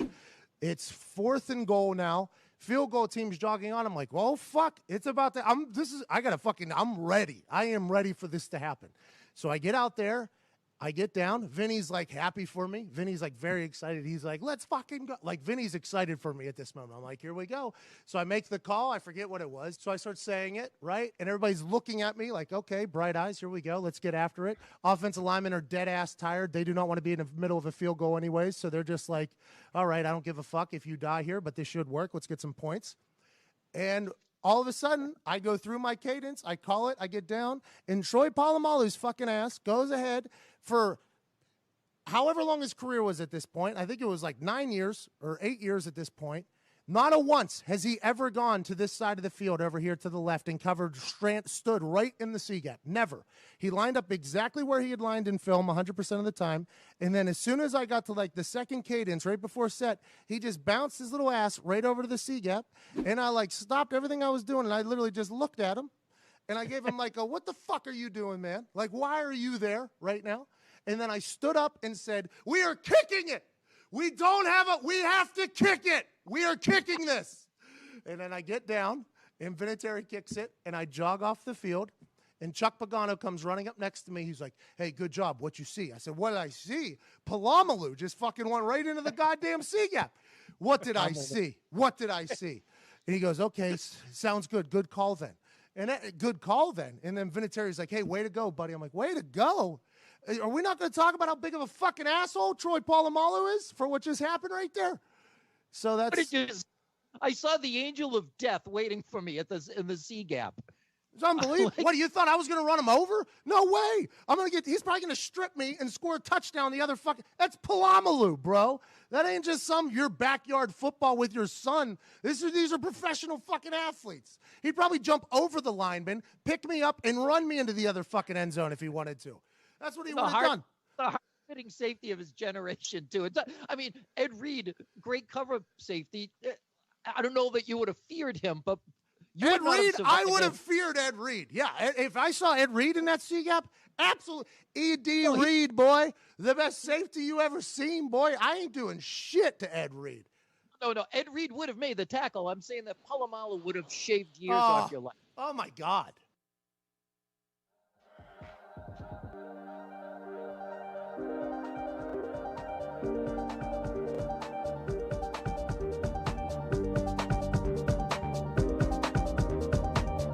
Welcome back from your bathroom break. This is the Pat McAfee Show. Here's Pat.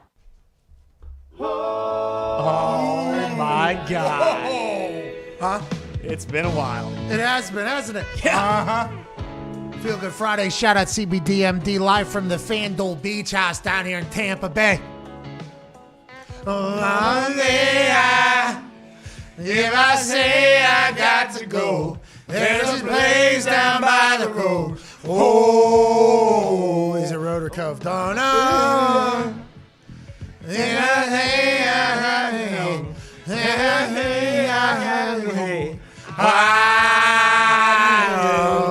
I gotta bop, booty, way now. And I don't know what the words away now. I know my mama told me one day you were lonely. Don't leave me lonely. Woo! Great to have you back here. Late night special band. Don't leave me lonely. That was a very regular song on our show for some time. Then the song got so good, so big, we got a strike on our account for every time we had played it. Yeah. So it almost took down our entire business. Late Night Special Band and us came to a great agreement where they say, hey, listen, we didn't want that to happen. We don't know how that happened. We'd like you to continue to play the music. We started to play it. I forgot about it because we did add a lot of songs to the playlist. Yep. I just scrolled up because the computer did crash. I had to reboot it up here. Saw the top of the thing. I saw it. I was like, here we go. Yes. It's time. Going into the third hour, ending here on Friday, 1 week before draft weekend. I mean, let's have a feel-good Friday. Shout out CBDMD, AJ Hawk. Do you know the words to that song yet, AJ? I do not, but the song is growing on me. I like it. Well, the interesting thing is we do step right on top of it. Oh, yeah. And I'm not sure, all three of us have a different version of that song, I think. Yep. And every once in a while, they will sync up and we'll kind of yell at the same time. But that is one of the only songs I've listened to in my life numerous times where I don't know every single word to it. I'm not sure I'll ever be able to learn what the words are. Nah. No way. But it's incredible vibes. And we know, my mama told me. That one day a love like you would only. Yeah. And then he Leave Me Lonely, I Yeah. believe, is there. Right. But the song is Don't Leave Me Lonely. Exactly. So we always want to slip in the Don't Leave Me Lonely because did Mom always told me one day a love like you will only. So he can't say Don't leave me lonely because the song would be that one day the love would leave him lonely. Right. Oh. So we're starting to piece it together here, AJ. Yes, we are. Maybe you can take that next year and for what did Mansour call it? For your consideration, that'll be the clip you send to the Sports Emmys people. All right. Yeah. It's not a bad idea. All right. That's Send that to the Grammys. I mean, Hey, maybe, also- maybe. I mean, yeah, that's what. Maybe the wrong one. Maybe we win EG out of the EGOT out of that one clip. Good idea, AJ. This is what you've been doing. Is great idea after great idea after great idea. We appreciate that. Thank you very much. I know the serious listeners cannot see this, but I don't know why. I just noticed we're big John Cena show, huh? We got a picture. We got his deal right by the date up there. Yeah, and I did kind of reference that earlier. It's tough to get acknowledged around here, but as soon as we found out it was Cena's birthday, Had to do it. Had to do it. Really.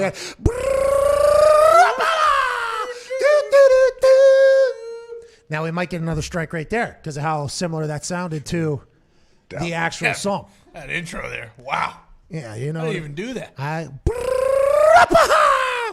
That's really what it is. That is good. That is what it is. And I think somebody said actually hit the horns. Is that what the horns are? Is that supposed to be horns at the beginning of the song? I'm not 100%. There's a doo doo doo. I don't know. Happy birthday, Cena, though. Happy birthday, John. Thank you, John. Yeah. That's one. Could have been a recorder, too. Hot cross butt bonds. Yeah. Did you guys have to learn a recorder in Ohio? Definitely. Yeah, we did. My daughter actually has to record herself on the recorder, like the little laptop, and film herself playing stuff. Hot cross buns? She hates it, whatever it is. No, not hot cross buns. Well, hot cross buns is pretty insufferable, too. Yeah. And every school in America sent kids back to their homes with that one repetitive sound. And I tell you what, if I was a parent at that time, I think I would have went to the PTA with some points to talk about. Yeah. Can we get a new tune for my fucking kid to stop ruining my evenings with, please? Let's go to Casey in North Carolina. What's going on, Casey? Hey, what's up, Pat? Shout out to Pat and the boys. Hey, shout out you, bub. What do you want to talk about? Hey, man, hold on. One thing. This morning, I just got my Fauci ouchie, and Congrats. I woke up, and guess what woke me up? I heard your voice saying my full name. I was like, what? I need to call Pat today. I just had to make sure I did. Really? I did. That's awesome. What did you say? Yeah, my name's Casey Battle. But anyway, I had a question. You guys have been saying how great Atlanta's offense would be with Kyle Pitt, and I've been like, hallucinating? that's the worst decision the Falcons could make. Because Matt Ryan, I know he's been the man. I love him. I'm a huge Falcons fan. I love him to death. I hug him if I saw him. But it's time to go. We need Justin Fields. Okay. I don't want McCall Jones or Mike Jones, Mac Jones. Okay, Casey, appreciate that call up there in North Carolina. Big Falcons fan. Says, get us Justin Fields there. Did I say Casey Battle earlier? Not that I remember. No, you didn't. I might have said keep your head on a swivel in case you see battle out there. You know what I mean? That could have been it. You know what I mean? I could have. Yeah. And maybe we did talk about that because life now is just a vicious cockfight no matter where you go. Yeah, you know what I mean, AJ? Yeah, I know what you mean. Hey, he just got his vaccine. He may want to get checked out. He may be hallucinating a bit or something's going on. Well, maybe we all need to find out what's going on. Yeah. You know, maybe we all need to know if that's a potential side effect because it might up the numbers. If they're giving hallucinogens out for free around here, I'll tell you, and it gets me to go back into public. Sounds good. I'll take a little 8-9 hour trip. Where are we headed? Give me one of those. Take me to the moon. Let's go to Jerron in California. What's going on, Jerron? Hey, how you doing, Pat? Boys, AJ. Feel Good Friday, presented by CBDMD. How we doing? Hey, shout out to you, man. What part of California are you in? I'm in Southern California. Oh, nice. I hope the weather's fantastic. Over here in Florida, got real hot today. Hey, it decided to get thick out there overnight, but it's great to be here instead of in snow. Hope life is good in California. What do you want to talk about, Jerron?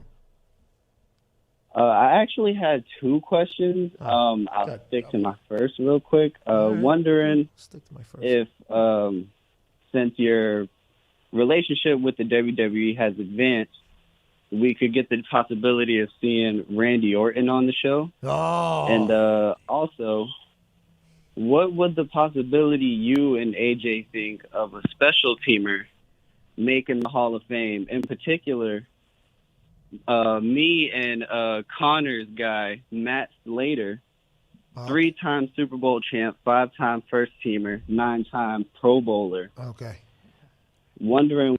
Yeah. Hey. Put him in. Slater's OG, by the way. He put Slater in there. Right now. There's a lot of really good special teamers. Slater's the greatest I've ever seen in my entire life, by the way. The guys, and they got Bethel, too, who is probably top 5 I've ever seen play the position, too. So Bill Belichick out here playing chess, not checkers. I hope Slater gets a chance to go in. I think Slater will, not only because of the stats that you just put out there. I've never heard a single person that has ever played a down of special teams not say, that guy right there is unbelievable. It's a lot of grit. It's a lot of will. It's obviously athletic ability. It's incredible film study. He is a special player. I think he's a big-time leader of that team, too. So I hope he gets a chance to get in there, Jerron. It'd be fair if it happened, if it definitely should. But, so he would be the first guy to go in with just his position would be special teams? Yeah, I think because, Ray Guy goes in, first punter ever. There's obviously been kickers in there. Is there a potential long snapper that goes in at one point, like Mule? I was going to say. Muleback or whatever up there in Detroit. He's been on the same team for 22 years. The guy here down in the Cowboys, he was in the Pro Bowl the year that I was there. He has been around forever. He also, I think, is a commercial real estate person down in Dallas. Like, he's potential, like, they've been in there. I think that at some point is going to be recognized as well, down the road. And I hope special teamers get a chance to do it too, because that used to be there used to be 2-3 people on every single team that was full-time special teams. Like, hey, you're going into the wedge. All right, how you doing? You're going to run right in that wedge. Now it's like, hey, you're the one that's going to have to make all the plays for us because everybody else has focuses on other things that are playing special teams right now. Do you think if Devin Hester were to go into the Hall of Fame, he would go in as a receiver or as like a returner / special teams player? Hey, it should definitely be as a returner. Right. They would have to go wide receiver, returner / receiver, right? Would have to. Is there any returners already he'll in get there? in. He should. Is there any returners already in there? I guess Dion got in. He was an unbelievable not returner. strictly returner. Are there any guys in there that were, I guess they had a bigger role as a returner, bigger impact as a returner than they did receiver? I guess Hester is kind of 50-50, but. Nah, I think the returner part, though, he's got the most ever, right? That's what makes Hester famous. Yeah. He should, absolutely. I think he should be in. He may be the first special team. I guess he would be returner / receiver is all you got to do. Yeah. Yeah, so like returner, do you classify that as a skill position like punter, kicker in the special teams thing as opposed to just teamer? It'll be something that'll happen, evolve, you know what I mean? Long snappers are getting voted in the Pro Bowl now. Now, nobody has a clue how to vote for them. Even me, I wouldn't know who the hell is the Pro Bowl long snapper unless you watch every single snap, where the lace is at on field goal snaps, how's his protection. Nobody's doing that. Nobody. So it's nice that they're getting voted in. It means it's starting to get recognized more, but the accuracy on that is just going to be, there's no way you can get actual accuracy. Go ahead, Zito. There are 6 returners in the Hall of Fame right now. Strictly as returners? Yes, that's what they're named under. Who are they? We have Tunnel from the Giants from 1951. Gale Sayers, 1967. Gale Sayers. But he played He's running a back. great running He back. wasn't just true. Maybe that they're just considering them as Maybe the returner thing is also on there, Yeah. like as their thing, like that. Yeah, Travis Williams, Green Bay Packers, and then maybe there's only 4. Ty, you don't even know. Great. Nah, I couldn't tell you who that is. Billy He's a great player, though. Great White player. shoes. He's a great player. Hall I of know Famer. that. Hall of Famer, that guy. What'd you say? White shoes? Yeah, Billy Johnson. His nickname was White Shoes. He played for the Oilers. He was in a wide 1975. receiver, I think, right? He was a returner and wide receiver, I think. So that list might be a little corrupted then. Hey, Zito can hear me, right? Yeah.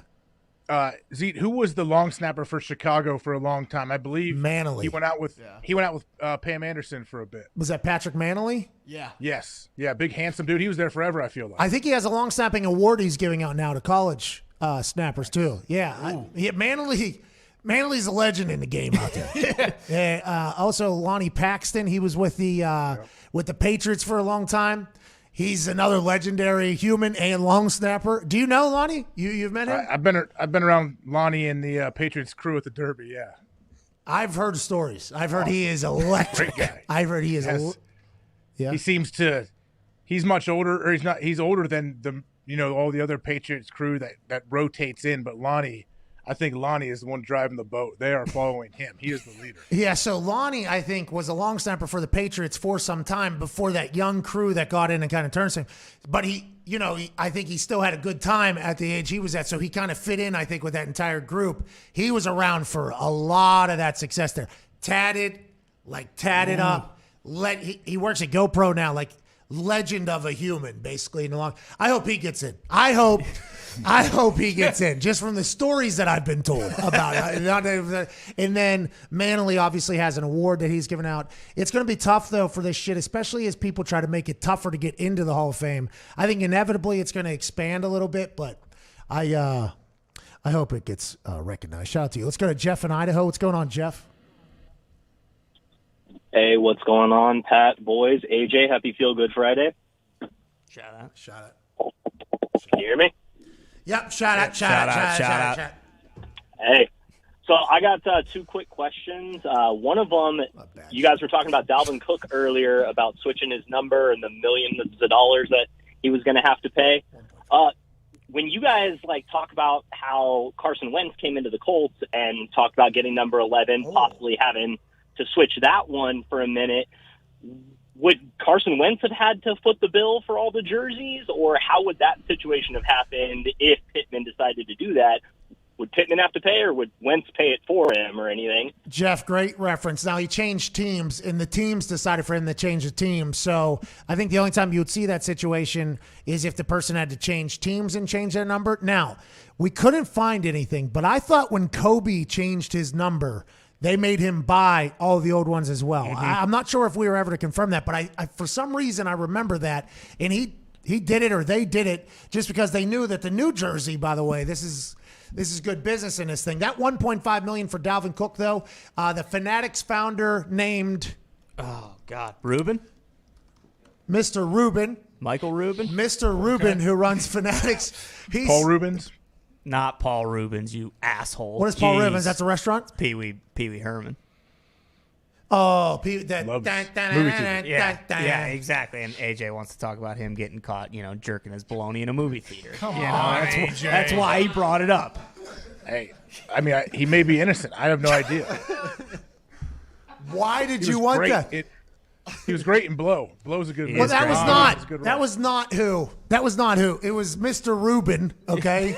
Not Rubens, the guy who is the founder. This is what you do. Full circle, man. This is what you do. That's why you're the host. Okay, all right. Yeah, listen, I understand that there's potential, roadblocks that are thrown out in the middle of sentences all the time on this show, but that one took quite a detour to get back to where we are. The Fanatics guy, okay, Mr. Rubin, not to be confused with the baloney beating, Pee Wee Herman tap dancing Rubens. Yes. Okay, similar but different, and that was a legend, I think. Anyways, he says that Dalvin Cook, not even mugshot. Dalvin Cook, not in the top 10 of jersey sales or merch sales or anything. They actually do this entire thing. So we can assume that if Dalvin Cook's at $1.5 million, which is a lot of money, by the way, if you sell $1.5 million worth of merch, you are a mover and a groover in this world. So they had $1.5 million in overhead for the merch of a 33 jersey. If he wanted to move back to his high school number of 4 or whatever, that's what they told him he would have to pay the NFL shop and everybody else.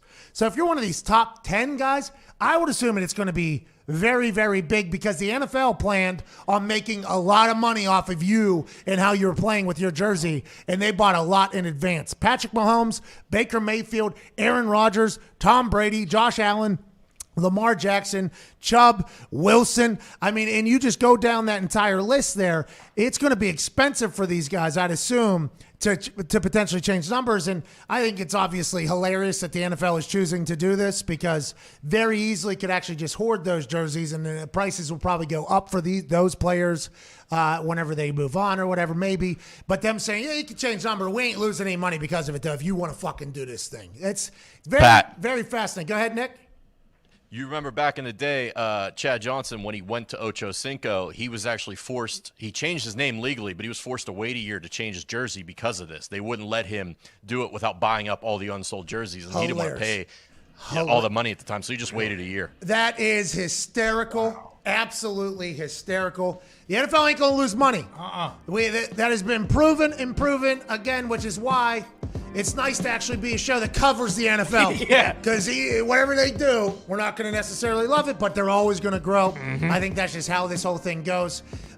Feel Good Friday, presented by CBDMD, is wrapping up here on SiriusXM before Chris Mad Dog Russo and Mad Dog Unleashed comes on. AJ, about 10 seconds. Anything to say to the Sirius listeners?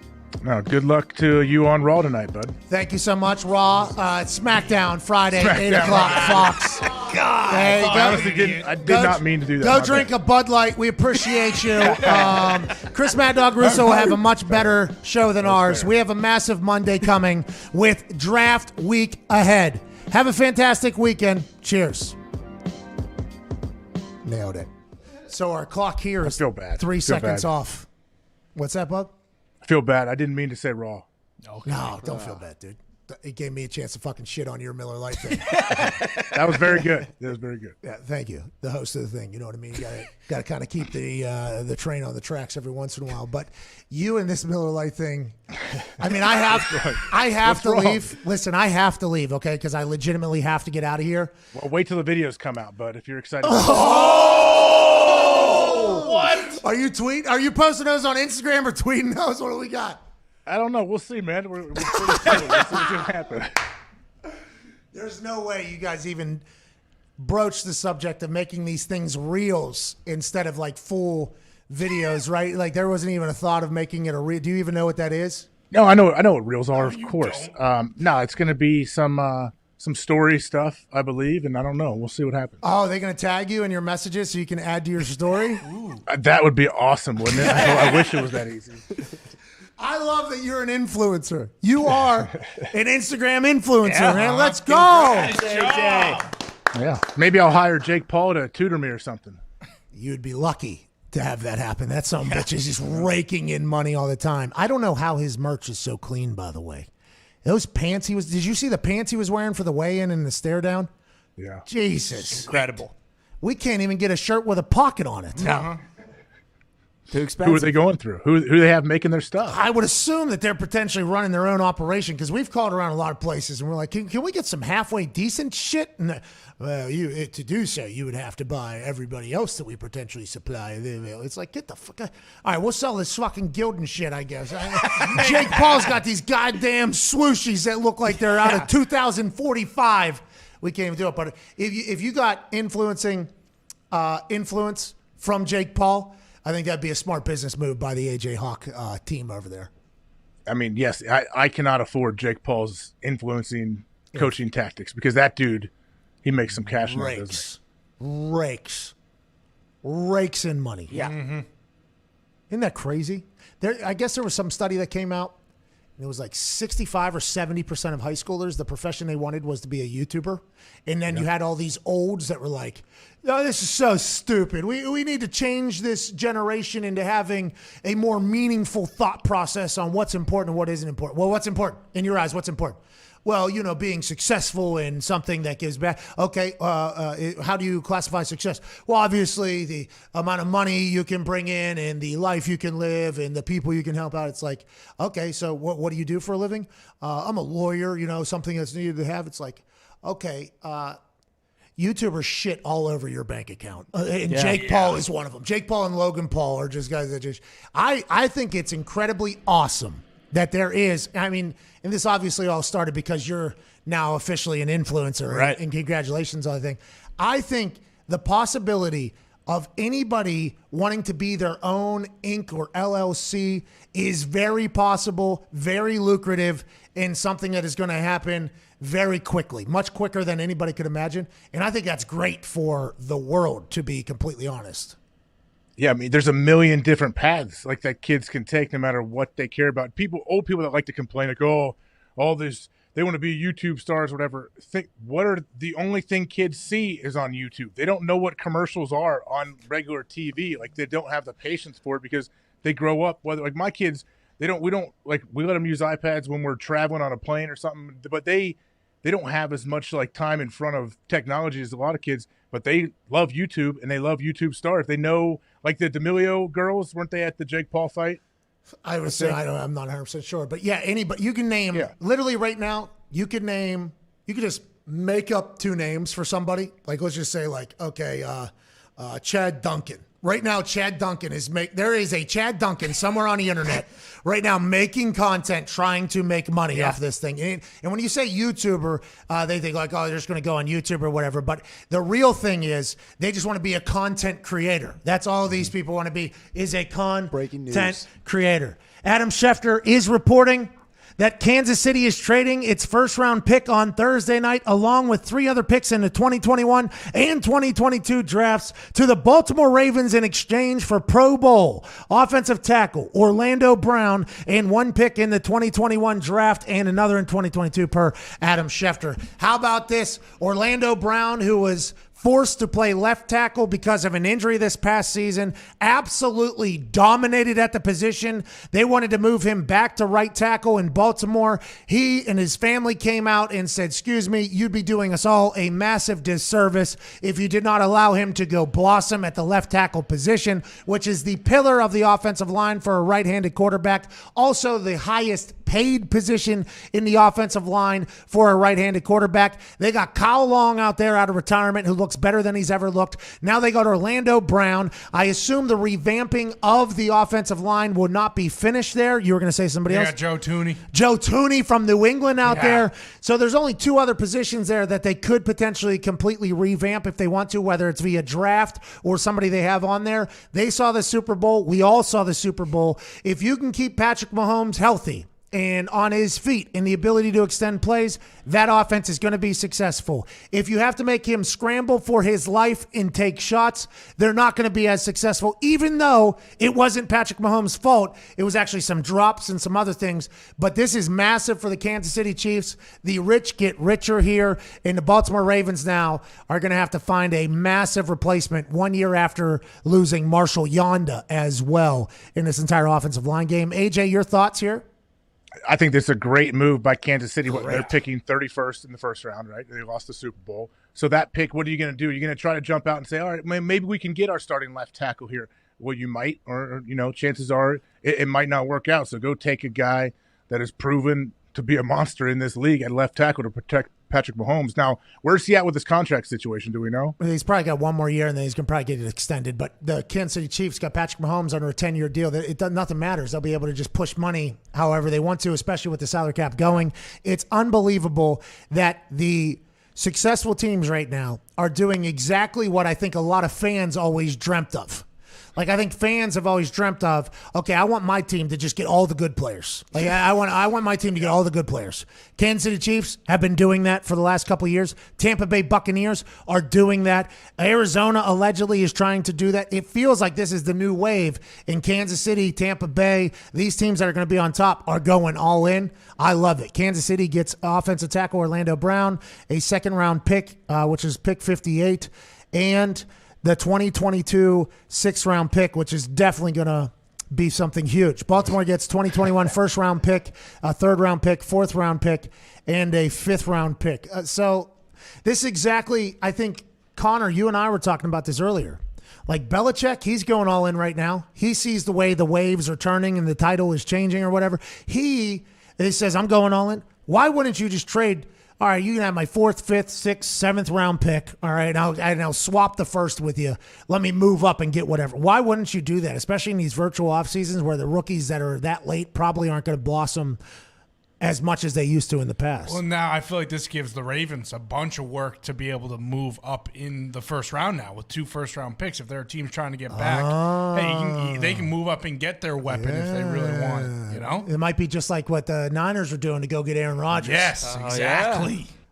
You know? What if the Ravens jumped up and took a quarterback? They won't. That'd be wild. They said that they were in negotiation with Lamar, they said, for the long-term deal. I think that was already happening. Well, maybe they want to float it out there to try to drive his price down. Say, hey, we may be jumping up in this first round and taking one of these stud QBs. God, I mean, the NFL, that would happen. But, do you want to piss off Lamar? I guess maybe if Lamar comes out and has a spite season that people have had in the past, maybe. But I feel like they want to – Lamar just won his first playoff game last year. He's back. MVP not too long ago. Yeah, he is potentially – nobody really talks about the Ravens because a lot of – wide receivers were turning them down there early in the thing.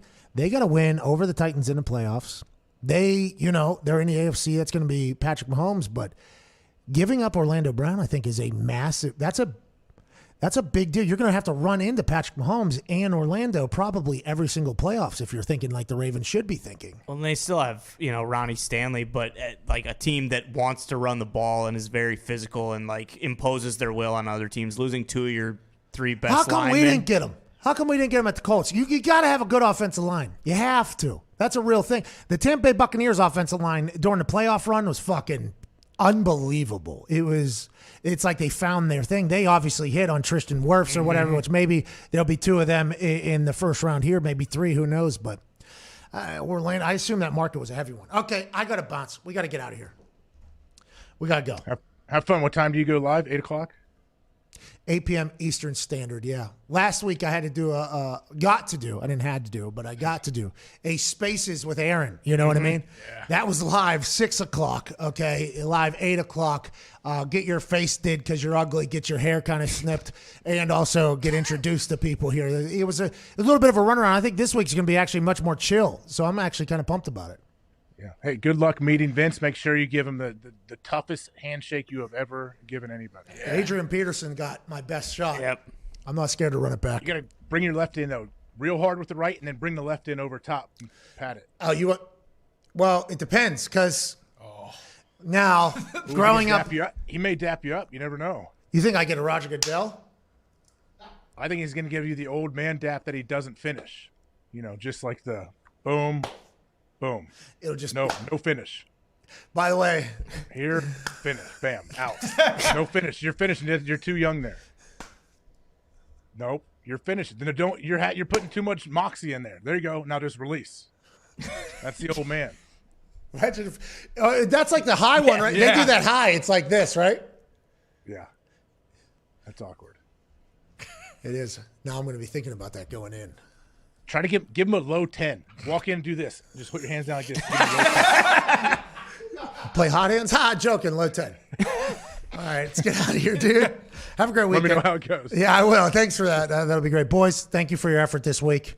Everybody in this beach house down here in Fanduel. Back in Indianapolis, thank you all so much for your efforts this week making this happen. Hammer Down Boys will be live in 52 minutes at youtube.com/Hammered Down. They will try not to lose you money with any mortal locks, but overall they will win. Ain't that right back there, boys? Absolutely. Every single day, Pat. they really do just sit there and hunt winners. Oh, yeah. All they do all day, AJ, all they do all day is they just stare at the FanDuel Sportsbook thing, and they just scroll through for what they think is the best moneymaker. And they'll do some research real quick, and then they'll come back. They're diving deep into the prop bets in there. It's unbelievable to watch, people that gamble 6,000 times or so in the last month, how they operate and how they're making money and winning. It's not easy to win. I'm very impressed with you guys maintaining a winning record back there. Thank you, Pat. I appreciate it. It's not easy. People think it is, but it's not. You don't get enough credit, Diggs. Neither do you, Gumpy. Hey, thanks for staying at the house, Gump. I appreciate that. Anytime, brother. Good dogs you got, pal. Yeah, they are. Watch out for that watch out his side of the mattress. I'm on the couch, AJ. Jesus, dude. Grow up.